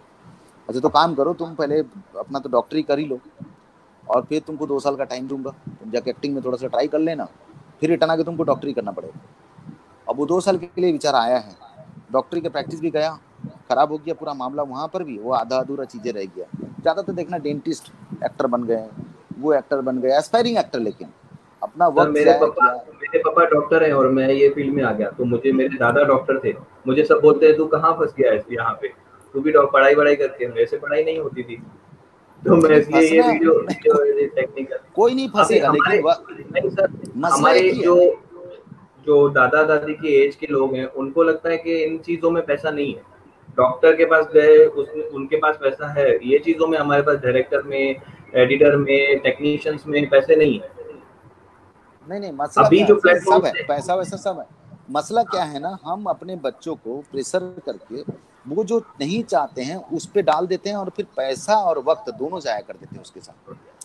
वो 25 साल की उम्र तक तो तय ही नहीं कर पाता है, क्यों करेगा। कभी नहीं बोला मुझे, मेरे पापा ने कभी नहीं बोला। दादा दादी जो थे बड़ी एज के, उनको तो अभी तो हैं भी नहीं, तो उनको अभी दिखता नहीं है कि ये चीज अभी काफी, मतलब जो भी यूट्यूब या मोबाइल आपने जो से बोला कि हाथ में मोबाइल हम लोग चीज कर ले।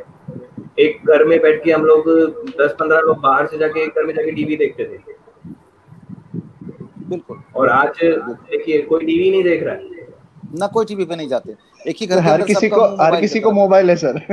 हाँ एक ही साथ में बैठे हैं 5 लोग, एक ही जगह में बैठे, एक दूसरे से बात नहीं कर रहे, मोबाइल पे लगे पड़े हैं। मेरा बेटा है 3 साल का, वो भी मोबाइल में बैठा है 3.5 साल। हाँ अच्छी बात है, बुरी बात नहीं है ये, कोई भी बात बुरी बात नहीं है, क्योंकि समय के साथ साथ आपको आगे भी तो बढ़ना है, अपडेट होना पड़ता है सर। अपडेट होना पड़ेगा खुद को, नहीं तो फिर बड़ा मुश्किल हो जाएगा चीजें। सर हमारे साथ 2 लोग और जुड़े हैं जी, तो वो भी शायद आपसे कुछ पूछना चाहेंगे। जी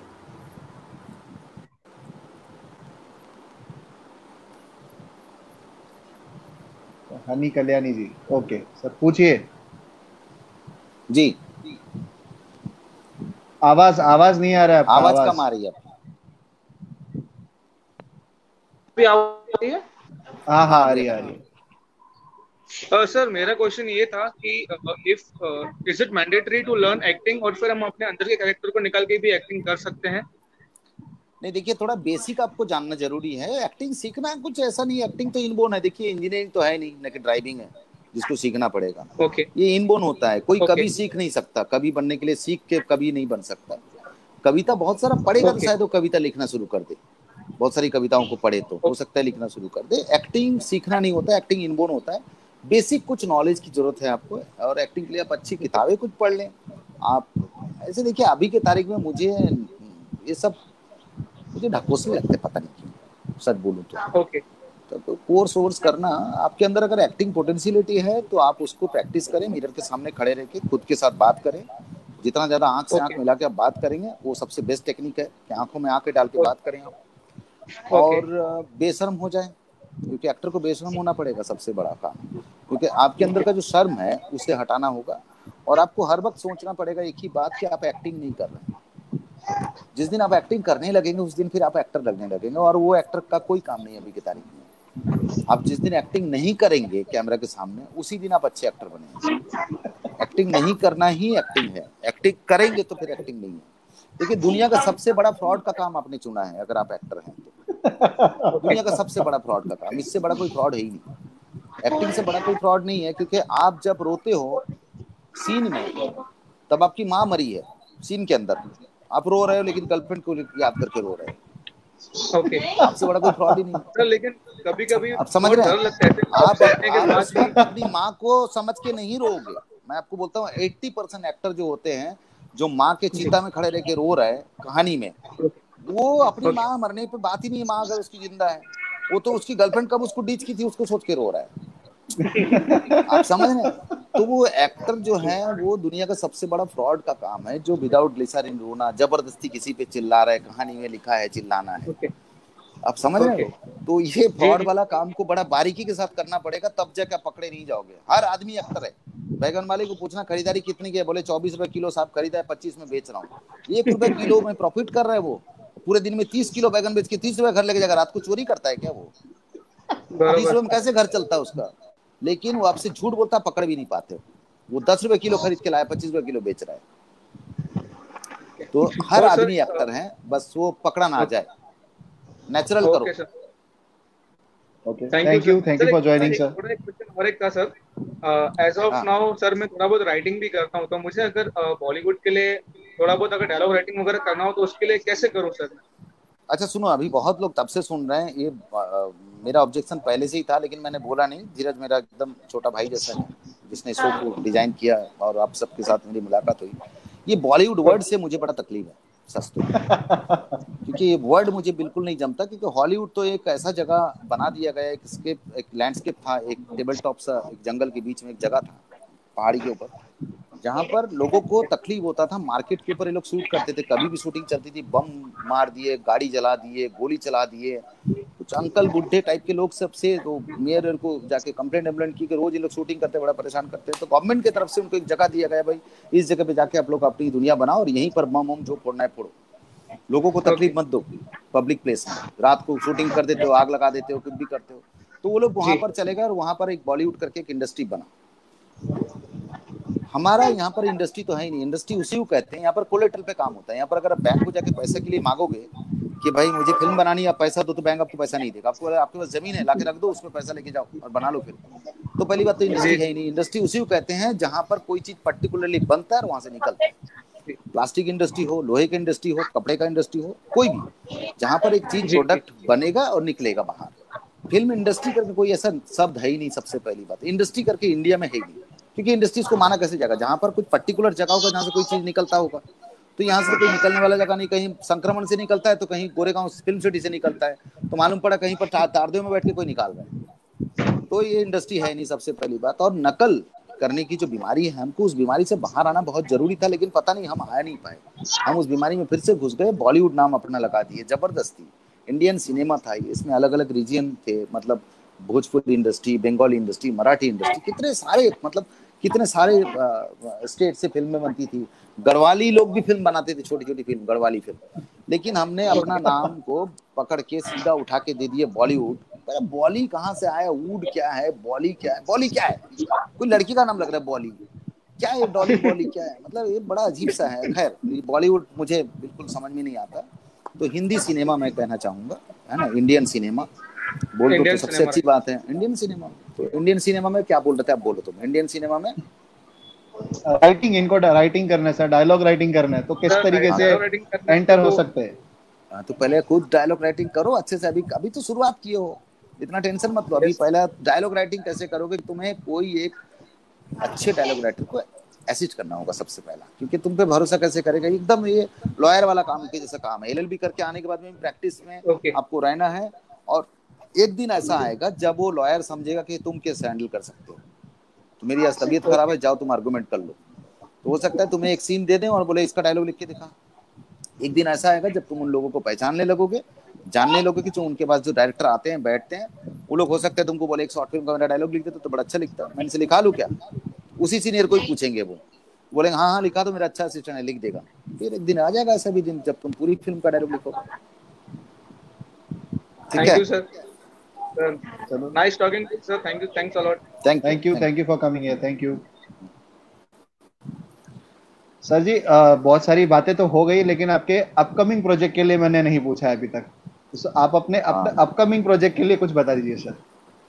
ये अपकमिंग प्रोजेक्ट में एक तो मेरी फिल्म है ब्लैक डे, जो 1979 में मस्जिद अल हरम, जहाँ पर हज में जाते हैं मुसलमान लोग, वहाँ पर हमारा हज का जगह है, वो हम हज करते हैं, हम उम्रा में भी जाते हैं। तो मस्जिद अल हरम काबा खाना के साथ में जुड़ा हुआ एक बहुत बड़ा मस्जिद है।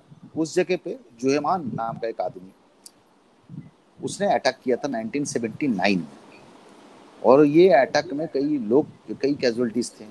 फ्रेंच आर्मी ने सपोर्ट किया था इस जंग में, और अरब का आर्मी लड़ा था लगातार उन आतंकवादियों के खिलाफ। 15 दिन की लड़ाई थी, लगभग 50,000 लोग थे उस जगह पे जमा, जिनको सबको इसने होस्टेजेस बना लिया था। और आतंकवादियों में औरतें भी थी, बच्चे भी थे, और आतंकवादी बना दिए गए थे। मतलब उनको पता भी नहीं था उन औरतों को कि उनको एक अब बोल सकते हैं एक अलग सा मोरल लेकर वो आदमी आया था, उसका एक अलग आइडियोलॉजी था, वो कुछ और समझा के लोगों को कन्विंस करके उस तरह की हरकत करने पे उतार दिया था। और वो जंग के बाद उस दिन से अलकायदा का स्थापना हुआ था, वर्ल्ड का पहला टेरर अटैक 1979। तो ये 15 दिन की कहानी है, उस कहानी में हम उस पर हमारा काम चल रहा है अभी।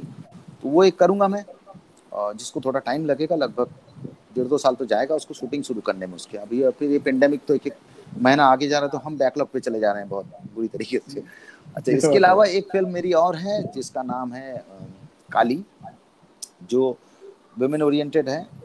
आए दिन आप सुनते रहते हो, अभी पेंडेमिक है तो अभी ये सब चीज़ें बड़ी छोटी छोटी लगेगी, लेकिन ये कभी छोटी नहीं हो सकती। रेप, मॉलेस्टेशन, घर में मॉलेस्टेशन हो जाता है, कई बार गांव में हो जाता है, चाचा कर देता है बैठ के मॉलेस्ट बच्ची को, फूफा कर देता है, ताऊ जी कर देते हैं। बच्चे छोटे बचपन से बोल नहीं पाते हैं, घर में कोई बिलीव नहीं करेंगे ताऊ जी ने ऐसा कर दिया, गोद में उठा के बच्चे को खिलाते खिलाते बदमाशी कर देते हैं।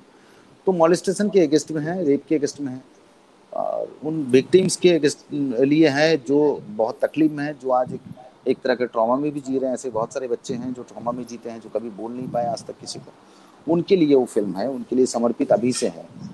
तो उसका मेरा चल रहा है उस पर काम। ये जैसे ये लॉकडाउन और ये पेंडेमिक खत्म होगा, पेंडेमिक खत्म हो, लॉकडाउन खत्म होने से कुछ नहीं होगा, लॉकडाउन तो ऐसे भी खत्म है। तो जैसे ये पेंडेमिक खत्म होगा फिर वो मैं शुरू करूँगा उसको। काली नाम है जी। काली सर, दोनों ही प्रोजेक्ट बहुत इंटरेस्टिंग लग रहे हैं सर। हाँ, काली नाम इसलिए मैंने दिया कि एक लड़की जब अपने रूप में आ जाएगी तो फिर वो काली कहलाएगी। असली रूप जो नारी का है वो काली का है, तो जब अपने असली रूप में आ जाएगी तो वो काली कहलाएगी। और वो फिल्म ऐसे ही है। और सर एक मैसेज सर जो आपको देख रहे हैं उनके लिए कुछ मैसेज आप देना चाहें सर? देखिए, मैं कहूँगा अभी के तारीख में कि भाई आपको सरवाइव करना है, जिंदा रहना है, सबसे पहला काम। फ्रस्ट्रेशन, डिप्रेशन, ये सब चीज़ को साइड में रख दो, आपको जो अच्छा लगे वो आप करो। मतलब आप बोर हो रहे हो, आप म्यूजिक सुनो, म्यूजिक अच्छा नहीं लग रहा है तुरंत चेंज करो, आप गेम खेलो, आप पबजी खेल लो, आप डाउनलोड करो सब पबजी, कोई प्रॉब्लम नहीं है, ब्रेन बड़ा शार्प होता है उससे। मैं तो नहीं खेलता, खैर आप कैंडी क्रश खेल लो, आप लूडो खेलो, आप गेम में खुद को इन्वॉल्व रखो, आप खाना बनाओ जो आपको अच्छा लगता है, आप मूर्ति बनाओ, आप पेंटिंग करो, आप फाड़ो, कविता लिख लिख के, किसी को मत सुनाओ, खुद लिखो, खुद फाड़ो, खुद फेंक दो, आपको जो अच्छा लगता है करो, आपको जो मन करे वो करो, लेकिन आप खुद को बचा लो बस इस प्रॉब्लम से, अभी के प्रॉब्लम से, क्योंकि हॉस्पिटल में जगह नहीं है, कोई किसी को जगह नहीं दे रहा है। आपको सबसे पहला ये सोचना होगा कि अगर आप कोरोना वायरस से अटैक हो रहे हैं तो आपका इम्यून सिस्टम पक्का खराब होगा, तभी आपको अटैक किया इसने, या फिर आपका इम्यून खराब कर देगा। तो जैसे ही आपको अटैक कर देगा, आपको हॉस्पिटल में अगर किसी ने एडमिट कर दिया तो आप वहाँ पर तो 100% आपकी हालत बहुत ख़राब हो जाएंगी, इसलिए कि आप अपने घर वालों को देख नहीं पाओगे, मेंटल स्ट्रेस आपका बढ़ जाएगा, खाना आपके पास कब पहुँचेगा उसका कोई गारंटी नहीं है। आप घर में अगर रहेंगे तो कम से कम आप कुछ ना कुछ घर में सेफ रखकर, खुद के एक रूम के अंदर लॉक करके आप अपना ख्याल रख सकते हो, आप अच्छा खाना खा सकते हो। और इस वक्त मैं कहूँगा कि हर वो लोग विटामिन सी जैसी चीज़ों का इस्तेमाल ज़्यादा करें, और टैबलेट के रूप में ना हो तो कम से कम जितनी भी चीज़ों में विटामिन सी मिलता है आज के तारीख में 2 मिनट में गूगल करेंगे आपको दिख जाएगा, और अच्छा खाना खाएं और खुद को किसी भी तरह से मजबूत और तंदुरुस्त रख लें। बस 2-3 महीना का खेल है, और फिर सब ठीक हो जाएगा। फिर लड़ाई शुरू होगी, अच्छी वाली लड़ाई, फिर जो जिंदगी की रोज वाली लड़ाई है वो लड़ेंगे, फिर फ्यूचर भी बनेगा, सब बनेगा। Hello sir. जी, धीरज जी भी साथ में हमारे। हाँ, बहुत अच्छा लगा सर मेरा बस सर बहुत अच्छा लगा आप आए, थैंक यू उसके लिए। सर मुझे थोड़ा जानना था कि अभी जैसे बहुत सारे क्या बोलते हैं, जो अभी सिचुएशन चल रहा है, तो कहीं ना कहीं बहुत लोगों को ऐसा लग रहा है कि अभी हम लोग को बस अभी मैं और कुछ नहीं कर सकता हूँ, अभी मन कर रहा है सुसाइड कर लूँ मैं, जैसे अभी सुशांत सिंह जी ने किया। तो इसका हम लोग मतलब कैसे मोटिवेट कर सकते हैं खुद को कि ये सब हमारे दिमाग में ख्याल ही नहीं आने चाहिए? देखिए, सबसे पहला काम अभी मैंने बताया कि जो आपको अच्छा लगे, आपको किसी को गाली देने का मन करे गाली दे दो, मैं तो बोलता हूँ आप खुद के अंदर मत रखो, आप चिल्ला दो, आपको गुस्सा आ रहा है तो बर्तन तोड़ दो, आप मरो मत, आप ऐसे कोई हरकत मत करो, आप सामान फेंक दो उठाए, कोई फर्क नहीं पड़ता। आपको खाना खाने का दिल नहीं करे, खाना फेंक दो। आप मोस्टली टाइम आपके जितने भी आसपास के लोग होंगे, जब वो चुप बैठा है उसके साथ बात करो, किसी को चुप बैठने मत दो। बहुत ज़्यादा लोगों से कम्युनिकेट करें, आप चैट पे करें, फ़ोन पे करें, किसी को चुप रहने ना दें। जितना आदमी अकेला होता जाएगा उतना वो परेशान होता जाएगा, क्योंकि एक अकेला आदमी वो कभी कभी ऐसा हो जाता है कि वो सोच नहीं पाता है वो क्या करेगा। उसका साथ देना होगा, उसके साथ बात करना होगा। और देखिए, जो इंसान खुद से नहीं प्यार करता हो वो किसी से प्यार नहीं कर सकता। वो दुनिया में किसी से, ना वो भगवान से प्यार करता है, ना वो अपने माँ बाप से प्यार करता है, ना अपने बच्चे से, ना बेटे से, ना भाई से, बहन से। आदमी को खुद को पहले खुद के साथ प्यार करना होगा, खुद को चाहना होगा, उसको खुद का ख्याल रखना होगा। तो सबसे बड़ा जॉब है। और हमारा जो जॉब है, बाकी लोगों का जो जॉब है, हम आस पास के जो लोग हैं, हमें हर वक्त देखना होगा हमारे पास में जो है क्या वो वैसा था पहले, क्या वो ऐसे बात करता था, आज तो बात नहीं कर रहे, क्यों नहीं बात कर रहे हैं? तो उससे बात करो आप। वो हो सकता है आप उसको मत पूछो कि क्या प्रॉब्लम है, लेकिन आप जब उससे बात करना शुरू करोगे तो हो सकता है आपको शेयर कर दे, तो आप उसे अच्छा रास्ता दिखाएं कि भाई कुछ नहीं, नॉर्मल हो जाएगा। देखिए, कई ऐसी चीजें हुआ है, कई ऐसे हादसे हुए हैं, कई से बड़े बड़े मतलब प्लेग जैसी बड़ी बड़ी भयानक भयानक बीमारी सालों साल लोगों के पास चला है, लोगों के पास खाना नहीं है, शहर का शहर उजड़ गया है। रोज कोरोना होता है सीरिया में। कोरोना के बिना एक बड़ा कोरोना है। सुबह उठते, रात को सोते, पता ही नहीं है कि बम रात को गिर जाएगा, मर जाएंगे सुबह। रोज बड़ा वाला कोरोना से जीते हैं हम लोग, जी रहे हैं। कई ऐसे कंट्री है सालों साल जंग चला है। अभी आज की तारीख में आप यमन की बात करेंगे, यमनी लोग लड़ते लड़ते लड़ते लड़ते अरब के साथ में आधा खत्म हो गए। अब उसकी कंट्री में कोरोना घुस गया, उनके पास खाना नहीं है। वहाँ पर बच्चों को चीनी और पानी मिला के पिलाते हैं पूरे दिन माँ बाप के पास पैसे नहीं है। हम लोग उनसे थोड़ा तो अच्छे हैं, मतलब हम लोग उनसे थोड़ा तो अच्छे कंडीशन में हैं कि यहाँ पर उतना बुरा हाल नहीं है। यहाँ पर निजी संस्थाएं की तरफ से खाना पहुँचा है, गवर्नमेंट की तरफ से भी 500 रुपये किसी के अकाउंट में आ गया, चाहे वो 500 रुपये 3 दिन क्यों ना चले। हिम्मत रखें, और जिंदा रहना ही सबसे बड़ा धर्म है। जिंदा रहना ही सबसे बड़ा धर्म है, उसका पालन करें। सर 2 दिन पहले मैं लाइव कर रहा था किसी के साथ, तो उसमें अनुराग पांडे आरजे, जानता हूँ, मेरा दोस्त है बहुत पुराना, वो आए थे। उन्होंने एक बात कही, बहुत अच्छी बात कही। ये जैसे धीरज ने भी पूछा कि सुशांत सिंह के लिए, धीरज फोन म्यूट कीजिए ना अपना, धीरज। तो उन्होंने एक बात कही, बोला अपने दिल में बात मत रखो कोई भी, सुबह उठ के 5 फोन कीजिए, रात को 5 फोन कीजिए, कोई ना कोई बंदा एक फोन उठाएगा, उससे पूरी दिल की बात कह दीजिए जी। Suicide is not the option. तो आप अपना सिर्फ सबसे बात कीजिए, कोई भी किससे भी, भले आपको वो कितनी बार भी निगलेक्ट करे, पर उससे बात कीजिए उससे। जी जी, कम्युनिकेट करना होगा बहुत ज्यादा। कम्युनिकेट, वो मुझे सॉरी मैं बीच में आ गया स्क्रीन के, पर ये बात मुझे अचानक याद आ गई। 2 दिन पहले ही हमारा लाइव था उनके साथ, तो उन्होंने यही बात कही, सुबह 5 लोग, रात को 5 लोग। ये मैं 4 दिन से जब से ये बात सुनी है तब से दिमाग में यही चीज हो रही है, सुबह 5 लोग, रात को 5 लोग बात करें, जितना बात करें, क्योंकि अभी आदमी अकेलापन है, आदमी के अंदर डर है, मतलब मेरा पैसा बाकी हो गया, सर के ऊपर इतना सारा कर्जा हो गया, मेरा काम क्या हो गया, सब सोचेंगे तो बड़ा मुश्किल हो जाएगा। कुछ चीजें तो ऊपर वालों के हाथ में भी छोड़ी है ना, जैसे बिग बैंग करके दुनिया बना दिया, इतना सारे ग्रह नक्षत्र को अलग अलग तरीके से उड़ा दिया। हमारे यूनिवर्स के अलावा और कितने यूनिवर्स है किसी को पता ही नहीं है। कोई तो है एक शक्ति, महाशक्ति, जो एक चुटकी में सब कुछ ठीक कर देता है। तो उसके भरोसा रखें उस पर, और चीजें सब ठीक हो जाएगी बहुत जल्दी। सर ये हमारी टेक्निकल टीम ही है, मैं वैसे भी इनको बुलाने वाला था। ये प्रदीप जी है जिन्होंने पूरा लाइव हमको संभाला है इधर, और धीरज जी तो आपको पता ही है हमारे साथ जो है पूरा, जो व्हाट्सएप पे हमारे साथ कनेक्ट होना चाहते थे, तो उनको धीरज जी देख रहे थे जी। और आपके साथ सर बात करके हमें बहुत अच्छा लगा। और जो हमारे ऑडियंस है, जो हमारी ऑडियंस है, वो ऐसे बोल रहे हैं कि आप एग्जांपल्स बहुत अच्छे दे रहे हो। एग्जांपल आपके सामने रखता, आपको ढूंढना होगा। मैं नहीं दे रहा हूँ, तो मैं तो देख रहा हूँ, वो आपको कह दिया, वो मैं कोई नया ना के नहीं दे रहा हूँ, आपके सामने है एग्जांपल, आप ढूंढिए, आपके सामने रखा है। सर एक और बंदा है बेचारा, बहुत देर से बैठा है, प्रियंक बजाज करके है, 1 मिनट सिर्फ आप उसका भी सवाल पूछ लीजिए। जी जी। Hi sir, good evening. Hi, good evening, बोलो सर। मुझे ये पूछना था कि बॉलीवुड में बहुत सारे न्यू कमर्स ऐसे हैं कि ट्राई करते हैं जाने की, बट जा नहीं पाते या ज़्यादा फेमस नहीं हो पाते। तो उनके लिए क्या एडवाइस देना चाहेंगे आप कि कैसे वहाँ पे स्टार बन सकते हैं? देखो, सबका अलग अलग एक चीज का परसेप्शन है, परसेप्शन को समझिए। आप एक्टर हैं, आप जिस देखिए हर बार ना आपको जिस पोजीशन में आप खड़े हो ना, आपके ऊपर वाले में, ऊपर के पोजीशन में जो है उसको मत देखें आप।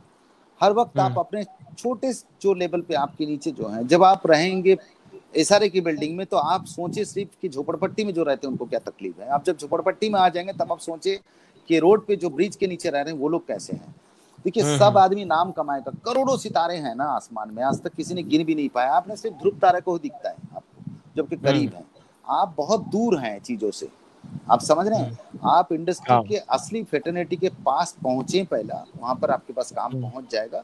अगर आप पहुंच भी नहीं पा रहे हैं तो आप इस बात से दुखी ना हो, क्योंकि आपको कम से कम आपके कम्युनिटी में जो हैं, या फिर आपके सर्कल में जो आपके स्कूल के फ्रेंड हैं, आपको 10 लोग तो जानते होंगे ना। बस हो सकता है वो 10 लोग को सेटिस्फाइड करें आप। एक दिन आएगा जिस दिन आपको छोटा सा भी रोल मिलेगा। देखिए, ये शहर ना अब तक का किसी को खाली नहीं छोड़ा है, सच तो ये है। सबको देता है चांस, सबको चांस मिलेगा। बड़ा मुंबा देवी का है ये शहर, बड़ा मजेदार शहर है। बस ये है कि आपको जानना होगा कि आपको जाना है, अगर सोच लीजिए आपको जाना है शताब्दी से करके अहमदाबाद, और शताब्दी जैसे कोई एक ट्रेन में आप चढ़ गए और आप पहुंच गए कुछ और तरफ, मतलब कहीं और पहुंच जाते हो आप, फिर कैसे चलेगा बताइए? आपको तो असली ट्रेन पकड़ना पड़ेगा ना जहाँ जाना है। तो हम लोग को रूट पकड़ नहीं पाते हैं, हम गलत लोगों के साथ बैठ के बातें कर रहे हैं, हम अपना टाइम वेस्ट कर रहे हैं। देखिए, एक बात आपको याद रखना होगा कि एक ऑडिशन का जब आपका डेटा जमा होता है किसी एक हाउस में, वो चाहे किसी कास्टिंग हाउस हो या फिर किसी प्रोडक्शन हाउस हो, आप ऑडिशन दे के आने के बाद उसके पास काम ना भी होना, तो याद करे यार एक बंदा आया था, क्या ऑडिशन देके गया है, ये तो इसको तो कोई रोक नहीं सकता। ये वाली बात जब तक नहीं आपके पीछे बोले। आप ऑडिशन देने गए, मालूम पड़ा आप ऑडिशन देख रहे हैं 4 लड़के का, आपको घबराहट हो गई, तो यार कितनी तैयारी के साथ ये लोग आए हैं यार, और आप घर चले गए यार। आप बोलते हैं आपके एक्टर कोई बना नहीं रहे। आप वो वहां पर ऑडिशन दो, और ऑडिशन देने के बाद बाकी लोग क्लैप दे, हो सकता है 4 लोग आपको देख के छोड़ के भाग जाए कि कौन था यार ये ऐसा ऑडिशन दे के, हम कैसे देंगे ऑडिशन? आप समझ रहे हो? जब मेरा पहला ऑडिशन जाने के बाद, हाँ, मेरे टूर्नामेंट में, मैं मार्शल आर्ट में 5 बार वर्ल्ड चैंपियन रहा हूँ। मेरे टूर्नामेंट में ऐसा बहुत सारा मैच हुआ है जहां पर वॉक ओवर मिला है मुझे। मेरा लास्ट बाउट देखा है उन लोगों ने। दूसरे बाउट पे जब मैं खड़ा हुआ हूँ स्टेज में आके अपने एरिना पे, हजी में बोलते हैं स्टार्ट होने से पहले, उससे पहले उसने ऐसा करके वॉक ओवर दिया है मेरे ओपोनेंट ने, क्योंकि मेरा लास्ट वाला परफॉर्मेंस देखा है उसने कैसे नॉकआउट किया था। आप समझ रहे हो? तो आप अपना ऑडिशन भी ऐसा देकर आओ कि उस ऑडिशन को लोग याद करें, आपको बुलाए, ढूंढे, आपका नंबर चेंज हो गया वो परेशान हो जाए। आप समझ रहे हैं कि आपका नंबर हो सकता है चेंज हो गया, वो परेशान हो जाए कि बंदा कहाँ गया यार, इसका नंबर भी चेंज हो गया, हमको चाहिए यार ये लड़का जी। तो आप अपने आप को खुद को उतना तैयार पहले करें, और उसके बाद आप बोलें कि आपको मिल नहीं रहा है, फिर एक बार समझ में आएगा। मोस्टली लड़कों में, बच्चों में दिक्कत वो है कि मुझे कोई बना नहीं रहा, मुझे कोई सपोर्ट नहीं कर रहा। वो देखो 10 नवाजुद्दीन नहीं है, मैं आपको बता दूं, 10 इरफान खान नहीं है, 5 नसीरुद्दीन शाह नहीं है, 10 अनुपम खेर नहीं है। क्यों नहीं है भाई? 11 लोगों का इंडियन क्रिकेट टीम के बाद 5 एक्स्ट्रा प्लेयर हैं, उसके बाद कोई है ही नहीं। हम नहीं करते, हम सिर्फ ब्लेम करते हैं। हम प्रियांक है ना नाम तुम्हारा, तो प्रियांक हम करते नहीं है पूरी तरह से तैयारी, हम ब्लेम। आज की तारीख में एक देखना, तुम ट्रेन में कोई गा रहा है, अचानक से उसके 3 मिलियन हो गए उसकी वीडियो को देखकर। कोई किसी ने रिकॉर्ड करके डाल दिया, ट्रेन में गाते हुए 3 मिलियन लोग देख लिया। अरे 3 मिलियन कमा लिया ना उसने, और क्या चाहिए उसको? जरूरी नहीं है 3 मिलियन कमा ली, उसी में खुश रहे वो। 3 मिलियन तो सच में कोई नहीं सुनता अभी, उसको कोई 3 मिलियन सुन लिया एक फकीर को, तो बहुत बड़ी बात है। अभी दुनिया बहुत आगे बढ़ चुका है, आपके अंदर काबिलियत होगा, आपको कोई नहीं रोक सकता। ठीक है, चलो थैंक यू प्रियंक जी, आपको खुद को तैयार करो। और सर फाइनली हम लोग आ चुके हैं कि अभी आपसे विदा लें। तो आपके साथ बात करके सर बहुत अच्छा लगा, बड़ा मजा आया। आपके एग्जांपल्स सर, आपके एग्जांपल्स सर जहन कर गए सर। Thank you bye. चलो bye sir, thank you very much sir. Bye. तो सर सर के जाने के बाद अब वक्त आ चुका है हमारे दूसरे गेस्ट को, जो हमारे लिए वेट भी कर रहे हैं, जिनका नाम है रूपेश गोंदली जी। उनको यहाँ पर लेकर आ जाएं। इन्होंने 2 मराठी फिल्म कर चुके हैं एज अ म्यूजिक डायरेक्टर। नमस्ते सर। सर म्यूट है, म्यूट आपका म्यूट है सर। हाँ सर, मैं बस आप ही के लिए ही बता रहा था। तो जरूर रुपेश जी जरूर ने या रुपेश जी ने 2 Marathi film as a music director की हुई है, जो कि है मुंबई आपलिया है और दूसरी है शहीद भाई कोतवाल। तो वैसे तो आप, जिससे आपकी उम्र है सर, आप इतने ज्यादा एक्सपीरियंस लगते हैं। आप नहीं, अपने वो कुछ एक्सपीरियंस के लिए भी शेयर कीजिए सर। और आप, आपको किसने इंस्पायर किया कि आप म्यूजिक इंडस्ट्री में हैं? जितना मैं आपको जानता हूं सर, आपने सिविल इंजीनियरिंग की हुई है और उसके बाद आपने ये चूज किया। तो आपको किसने इंस्पायर किया कि आप इस इंडस्ट्री में आकर अपना अ, कदम जमाए? ओके। तो सबसे पहले एक्सपीरियंस्ड लग रहा हूँ क्योंकि ये लॉकडाउन का सब करा धरा है। वैसे तो इतने कभी बढ़ते नहीं है, इसलिए आपको जरा ज्यादा एक्सपीरियंस लग रहा होगा। और म्यूजिक तो मैं बचपन से कर रहा हूँ। एक फैमिली बैकग्राउंड होना चाहिए अगर अच्छा म्यूजिक करना है। तो मेरे घर में सब अच्छे सुनने वाले कानसेन लोग हैं।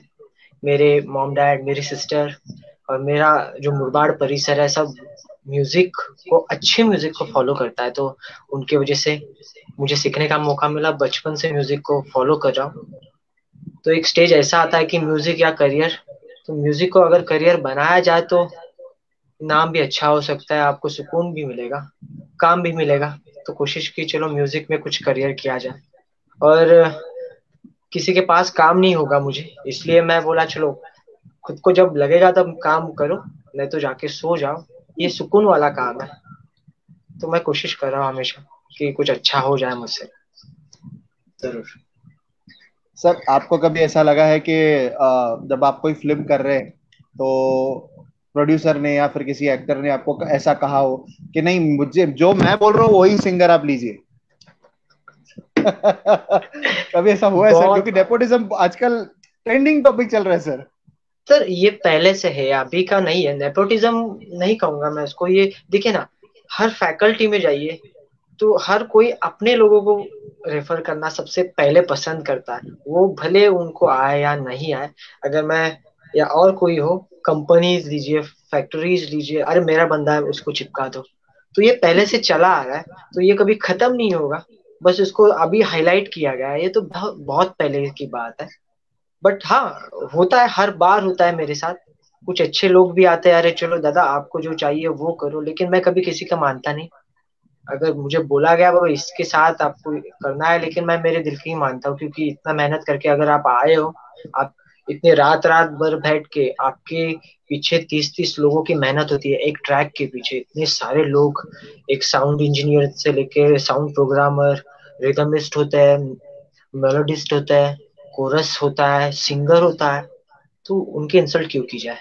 तो कोशिश होती है सबको एक अच्छा दर्जा दिया जाए उनका, और जो दिल को लगता है जो अच्छा साउंड करेगा उसको लिया जाए। बस कोशिश हो रही है, वो तो चलता रहेगा लाइफ टाइम। और सर, आपसे ये जानना था कि आपका सॉन्ग बनाने का प्रोसीजर कैसा रहता है? लेकिन आप, मतलब आप कैसे शुरुआत करते हैं एक सॉन्ग को बनाने की? किस तरीके से आप शुरुआत करते हैं? डिपेंड्स कि डायरेक्टर सिचुएशन हमें क्या देता है, क्योंकि ये बहुत इंपॉर्टेंट होता है कि अगर आप पहले ट्रैक बना रहे हो उसको फिर फिल्म में चिपका रहे हो, तो वो फील आए ना आए। तो हम डायरेक्टर के हिसाब से काम करने वाले लोग हैं कि वो हमें जो डायरेक्ट करे या एक अच्छी सिचुएशन दे, तो उसमें खुद को ढालना, फिर उसके पीछे फिर म्यूजिक अरेंज, मतलब कंपोज करना उस चीज को। फिर उसके बाद मेरी टेक्निक है ये कि मैं उसके बाद फिर लिरिक्स के लिए काम करता हूँ। पहले अच्छा कंपोज करो, धुन क्रिएट करो, फिर उसके बाद लिरिक्स के लिए बढ़ो।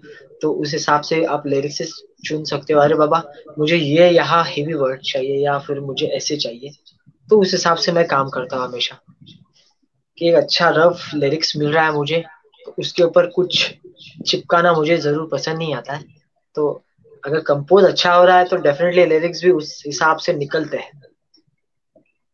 Yes sir. सर, आपके फेवरेट सिंगर कौन है सर? अरे वो सबके ये सोनू निगम सर और श्रेया अच्छा। जी। मैं बहुत ज्यादा बड़ा फैन हूँ उनका। उनको सुन सुन के हम बड़े हुए हैं, और definitely is a legend. Sir वो तो है सर। सर, अभी आपने सोनू जी का नाम ले ही लिया है तो हाँ। सर, एक सॉन्ग तो बनता है। एक सॉन्ग आप सोनू जी का अगर गा ले तो हमारे जो दर्शक आपको देख रहे हैं उनको भी मजा आ ओके। जाएगा सर। मैं थोड़ा सा गुनगुनाऊंगा। आपको साउंड आ रहा है? जी नहीं नहीं, आ रहा अभी है? तो साउंड नहीं, नहीं साउंड नहीं आ रहा है।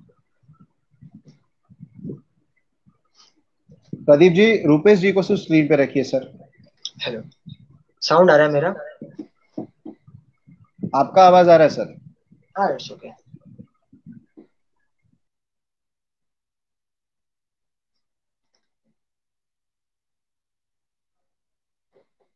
अभी मुझ में कहीं बाकी थोड़ी सी है जिंदगी, जगी धड़कन नई, जाना जिंदा हूँ मैं तो अभी, कुछ ऐसी लगन इस लम्हे में है, कुछ ऐसी छुपन इस लम्हे में है, ये लम्हा कहाँ था मेरा, अब है सामने, इसे छू लूं जरा, मर जाऊं या जी लूं जरा, जरा। अभी जरा बारिश हो रही है तो साउंड नहीं निकाल पा रहा हूँ, लेकिन बस कोशिश कर रहा हूँ दादा। हाँ, लव यू टू दादा। सर बहुत बहुत लोग आ सारे। रहे हैं। सर हाँ, या सर ये देखिए क्या बात है सर। लव यू दादा।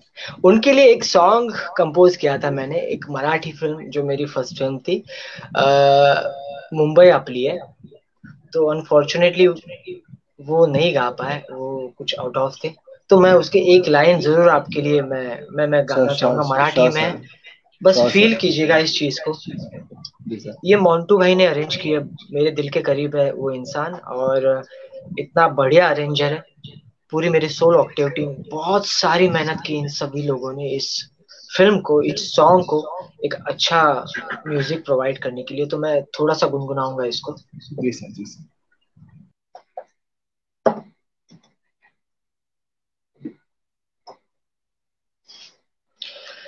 हाँ,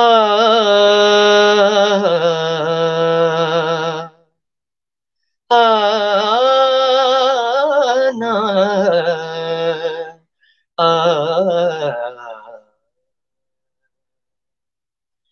गमदनी नि मग, गमदनि साद मगम पगम धगम निधम गम पगम रे सा, गमदनि सा,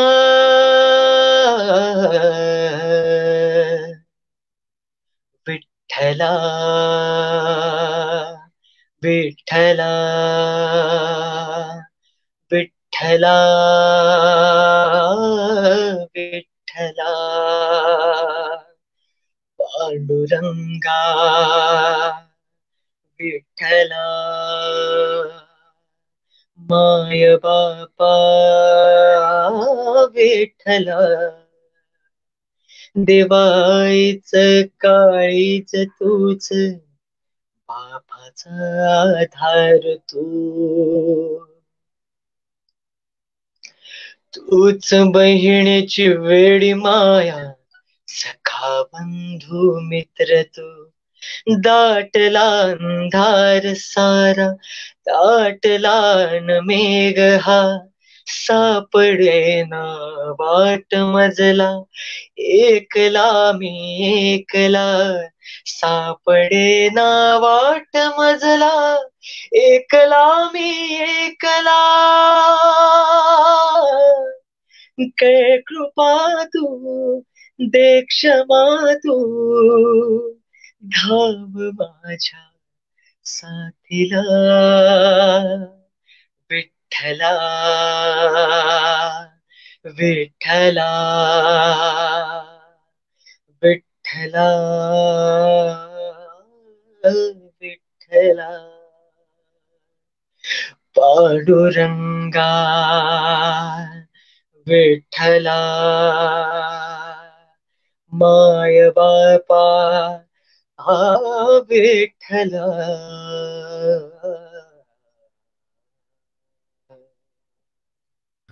सर फर्स्ट क्लास, एकदम बढ़िया सर, बहुत बढ़िया सर. सर मुंबई आपलिया है की अगर बात हो ही रही है सर, ये सॉन्ग मैंने बहुत देर के करीब है, मैंने आपके सारे सॉन्ग सुने हुए हैं मुंबई आपलिया है के. उसमें आपने शर्मली जी के साथ भी काम किया हुआ है सर. उनके या साथ काम करने का कुछ सर एक्सपीरियंस सर शेयर कीजिए प्लीज.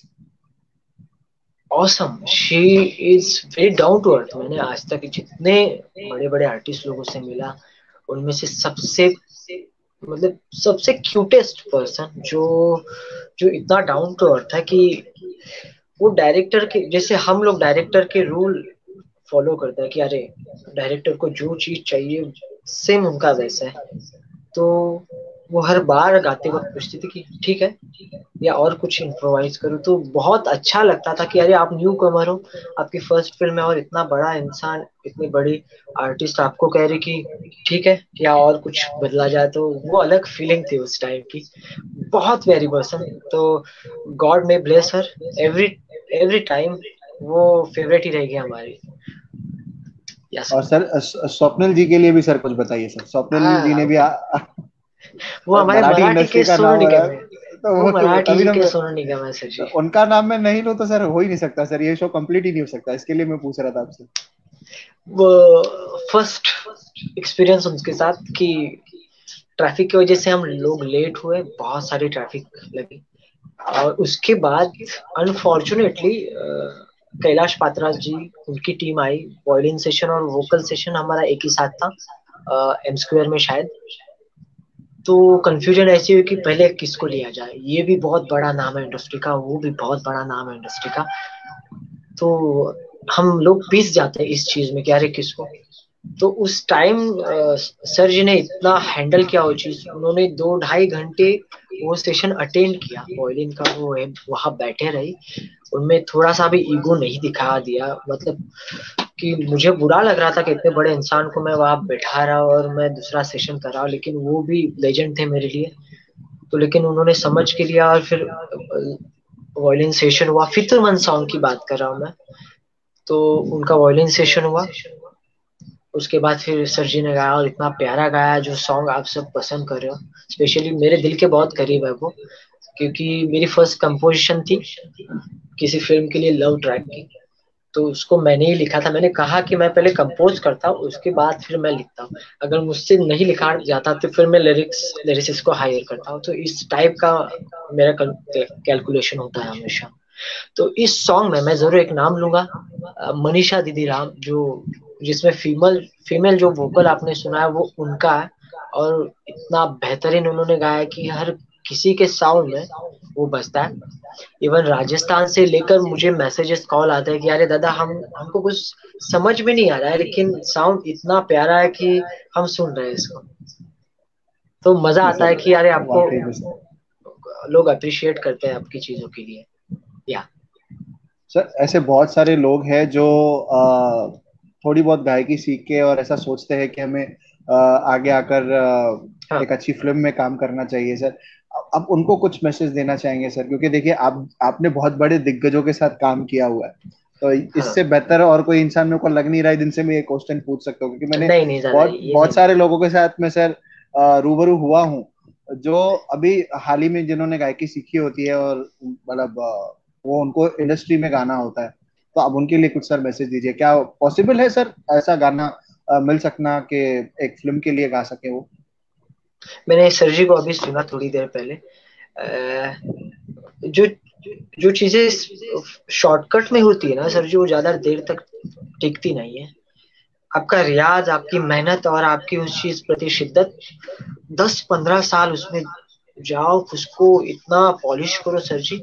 मतलब 1% भी आप कर पाओ ना, तो फिर उसके बाद फिर ये म्यूजिक आपकी है. आप कुछ भी उसमें कंपोज कर सकते हो. मैं हमेशा से यही चाहता था कि अरे चलो खुद का कंपोज करके गाओ तो सुकून मिलता है कि अरे कोई मेरी कंपोजिशन गा रहा है तो और मजा आता है.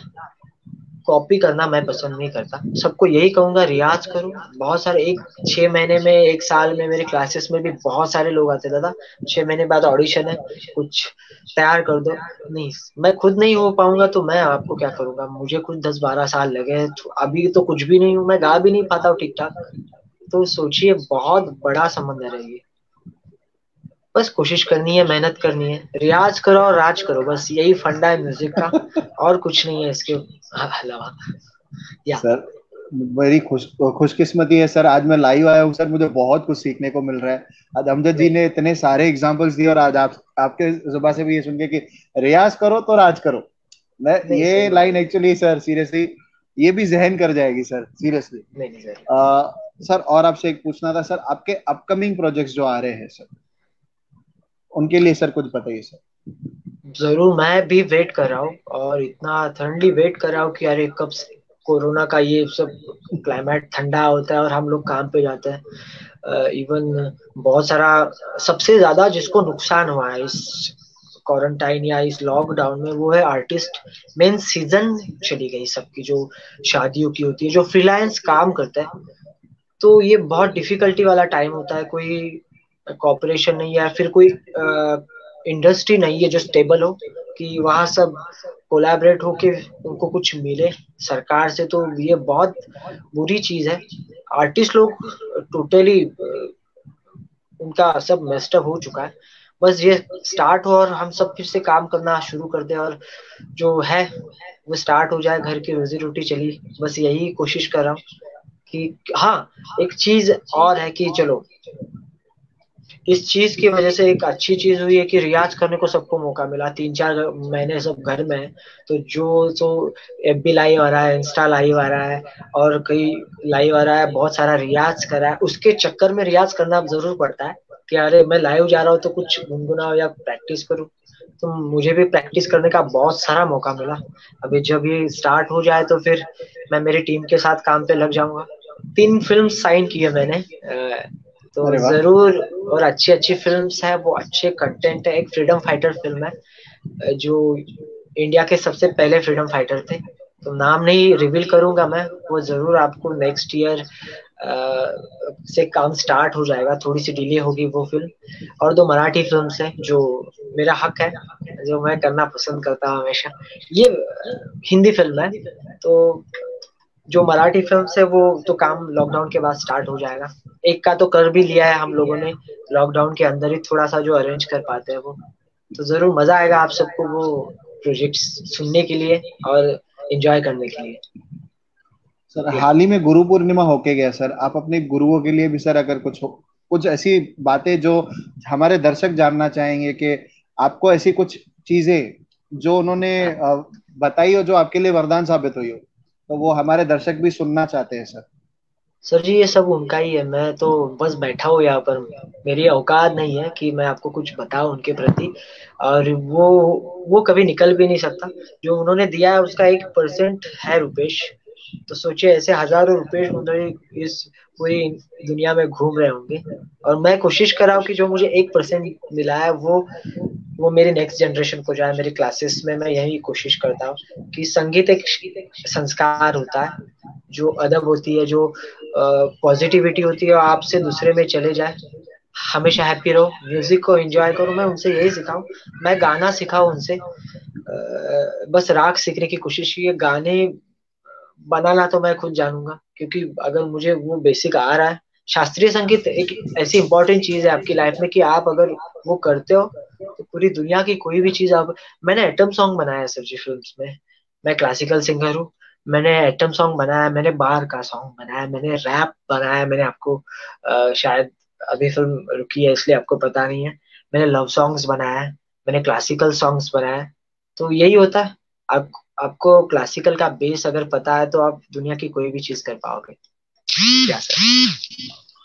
सर और हमारे साथ कुछ ऐसे भी लोग जुड़े होंगे जो आपसे कुछ सवाल पूछना चाह रहे होंगे, तो प्रदीप जी को मैं चाहूंगा कि आप उनमें प्लीज आप ऑन बोर्ड लेकर आइए, अगर कोई है तो। प्रदीप जी सुन रहे हैं? काफी सारे लोग हैं पर वो कमेंट कर रहे हैं, उनके पास लिंक नहीं है आने के लिए। और सर ओके कैसे हैं? अरे दादा, आई एम गुड। आप कैसे हो?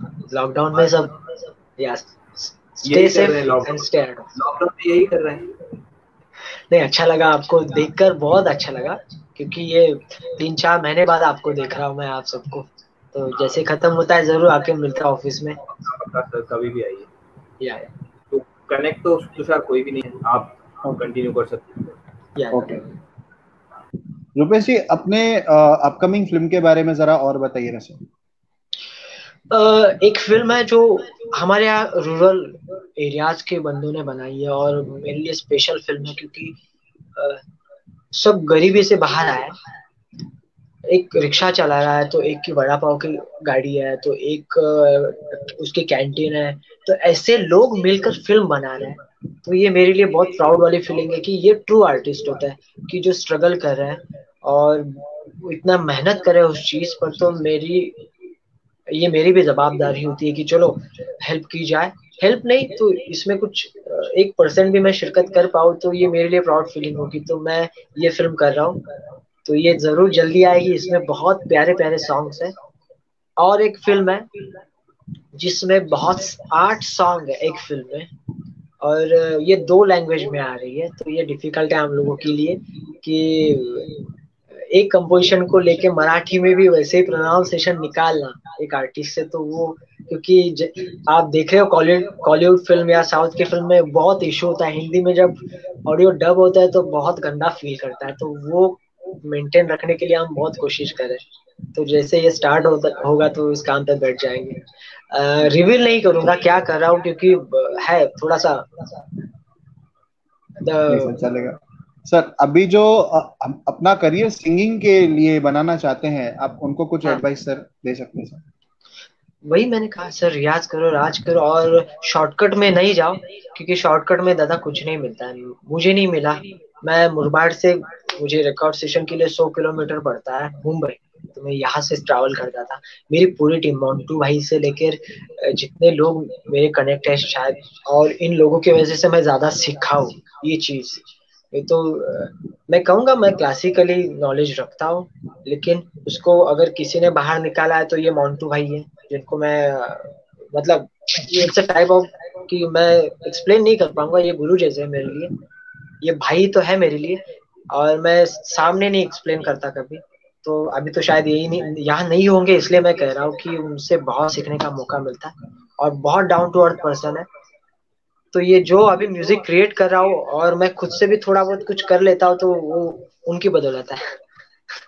तो जरूर मजा आएगा। ये फिल्म्स जो भी कर रहा हूँ, कंपोजिशन जो भी कर रहा हूँ, तो ये मैं खुद के लिए हमेशा करता हूँ, क्योंकि मैंने सोचा नहीं कि अरे इसको पसंद आएगा ये चीज, तो ये और मजा आएगा। नहीं, मैं खुद को, अगर मुझे पसंद आ रहा है तो डेफिनेटली लोगों को जरूर आना चाहिए। अगर मैं खुद के लिए चीज चूज कर रहा हूँ तो अच्छी होगी। अरे वाह, आशीष जी कुछ। सर आशीष शर्मा जी कुछ क्वेश्चन पूछ रहे हैं कि अगर आपको बॉलीवुड से किधर से काम मिले तो आप कौन से डायरेक्टर के साथ काम करना पसंद करेंगे सर? विधु विनोद जी चोपड़ा। उनकी फिल्में बहुत कम आती है, लेकिन वो इतनी पावरफुल होती है कि वो यहाँ छप जाती है। तो उनमें बैकग्राउंड स्कोर भी मुझे करने को मिले ना, एक पार्ट का 1 मिनट का, तो भी मैं कर लूंगा। वो इतना, वो एक अलग चीज होती है उनकी। बहुत सारे फिल्म मेकर्स है जो इंडस्ट्री के लिए बहुत कुछ करते हैं। तो बस किसी के भी साथ काम करूं, मैं बस अच्छा करूं, यही हमेशा एक एक जेन्युइन चीज लोगों को दूं। अरे thank you Gaurav, I love you. Gaurav भाई छत्तीसगढ़ से। जी जी जी जी। और सर आपको कुछ अगर मैसेज देना चाहे आप हमारे दर्शकों को रिलेटेड टू म्यूजिक इंडस्ट्री, क्योंकि हमारे पास वक्त बहुत कम है ऑलरेडी हम लोग। हाँ सर, अभी हाँ 9:30 बज गए हैं, तो इसके लिए आपसे पूछ रहा था सर, अगर आप कुछ मैसेज देना चाहे हमारे दर्शकों को सर। जरूर, स्टे सेफ, घर में रहो, बस कुछ दिनों की बात है। ये कुछ दिनों में सब खत्म हो जाएगा, फिर आपको जहाँ घूमना है वहां घूमो वैक्सीन आने के बाद। तब तक के लिए बस वेट करो, कुछ दिनों की बाद एक सॉन्ग लेके आ रहा हूँ मैं कोरोना का, तो वो जरूर सुनिएगा आप। बस घर में बैठ के किया हम लोगों ने, तो बस कुछ दिनों की बात है ये। और स्टे ब्लेस्ड, और घर में रहो, पॉजिटिव रहो, डिप्रेस मत रहो, और कुछ लगे तो म्यूजिक सुनो, पॉजिटिविटी अपने आप आ जाएगी। लोगों से मिलो, लोगों से बातें करो, और यही कर रहे हैं हम पिछले 3-4 महीनों से। मैं अपने टेक्निकल टीम को अभी स्क्रीन पे लेके आने की बोलूंगा सर। प्रदीप जी ये पूरा लाइव सेशन संभाल रहे हैं, और साथ ही साथ में कोई एक है जो सर से क्वेश्चन पूछना चाह रहा है, वो कनेक्ट हो रहा है, 2 मिनट लगेंगे उसको कनेक्ट होने में। ओके। और आशीष शर्मा जी फिर से आपसे एक सवाल पूछ रहे हैं सर। दादा आप डायरेक्टर हो तो आपको किस बॉलीवुड डायरेक्टर का कंपोजिशन से आपको सीखने को अच्छा लगता है? मैं अजय अतुल जी को बहुत ज्यादा फॉलो करता हूँ। आज के दौर का जो साउंड, जो मराठी का साउंड उन्होंने पूरे इंडस्ट्री में, मतलब हिंदी इंडस्ट्री से लेके मराठी में तो उन्होंने जो किया तो वो हिंदी में लेके गया, और हिंदी में इतना अच्छा साउंड कर रहा है। तो ये मजा आ रहा है कि एक बेसिक साउंड को लेकर जो हमारे यहाँ जो हल्दी में बजता है या हमारे यहाँ डांस के लिए यूज होता है, ढोल ताशे वगैरह, उसका इतना अच्छा, मतलब फोक साउंड का इतना अच्छा यूज किया उन्होंने कि पूरी दुनिया उनकी कायल हो चुकी है। और ए.आर. रहमान सर जी को तो मैं बचपन से सुन रहा हूँ, नहीं आया था तो उनके लिए कुछ नहीं बोलूंगा, लेकिन अजय अतुल जी को बहुत ज्यादा फॉलो करता हूँ मैं। विठ्ठल सर गाना था, विठ्ठल है। हाँ, और वो काफी फेमस हुआ था, लेभारी फिल्म का था। मुझे मराठी बहुत कम समझ में आती है, और मैं वो फिल्म देखने गया था उस गाने के लिए, मैं वो फिल्म देखने। अरे वाह। मेरा फ्रेंड था मराठी, तो मुझे बहुत कम समझ में आती है, तो अगर वो कुछ पूछ रहे थे ना, मतलब मुझे समझ में नहीं आ रही थी, मैं उससे पूछ रहा था कि क्या बोल रहे हैं, उनका ट्रांसलेट करके वो मुझे हिंदी में बता रहा था। म्यूजिक बियॉन्ड द लैंग्वेज होती है सर जी।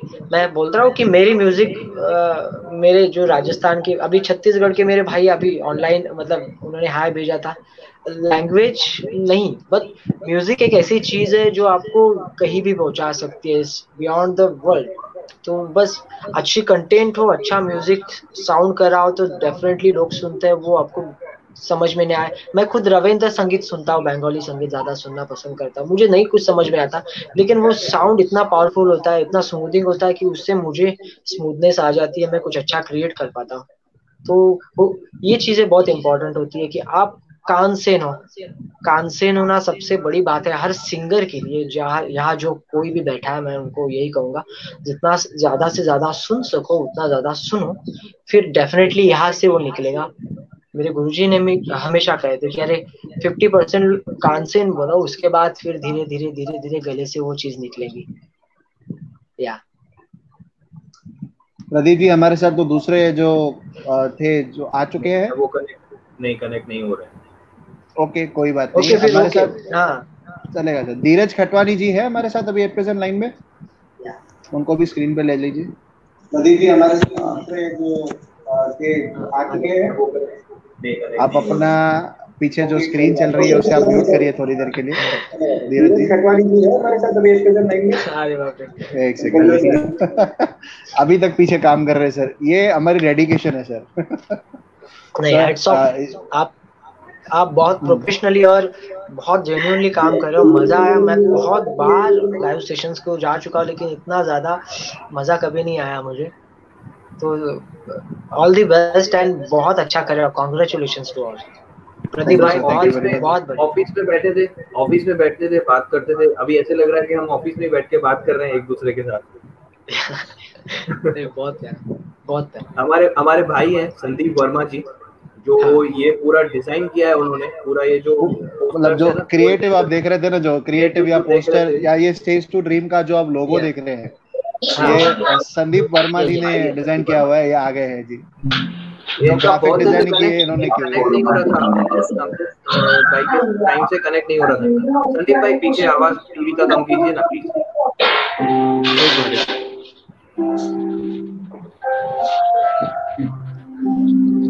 वो टीवी म्यूट करो, म्यूट करो।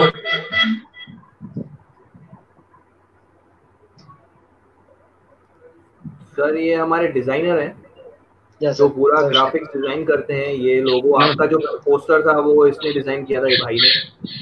क्या बात है सर जी, बहुत प्यारा सर, बहुत अच्छा लगा। एक क्वेश्चन है सर आपके लिए, सिंगिंग के लिए क्वेश्चन है। हाँ सर। थैंक यू रवि भाई। मेरा एक ये क्वेश्चन था कि जैसे अभी जो आपने ये अभी सुना सोनू निगम और ये टी सीरीज के बारे में, जो ये कॉपीराइट्स के बारे में, तो जैसे हमारे जो एडिटर्स हैं और जो शादी वगैरह के जो एडिटिंग करते हैं या शादियों में जो गाना बजाना जो ऑर्केस्ट्रा पे होता है, तो उन पे जो ये राइट्स लेते हैं भाई, इनके गाने नहीं गा सकते हैं ये, तो इसके ऊपर आप कुछ कमेंट्स पास करना चाहेंगे कि जो हम लोग जो नहीं फ्रीली इसको यूज करते एक्सेस कर सके? इसमें हम लोगों का भी रोल ज्यादा कम होता है। जब हम एनओसी साइन करते हैं हमारा प्रोजेक्ट खत्म होने के बाद, जैसे हम कोई कॉन्ट्रैक्ट साइन कर रहे हैं किसी फिल्म के लिए, तो ये सबमिट होता है सब चीज, और उसके बाद हमें एनओसी देनी पड़ती है कि अरे बाबा ये अब तुम्हारी चीज नहीं रही है, ये पूरी चीज हमारी है, प्रोडक्शन हाउस की या फिर जो उसके प्रोड्यूसर होंगे वो डिसाइड करेंगे कौन चलाएगा या किस प्लेटफॉर्म पे लगेगी।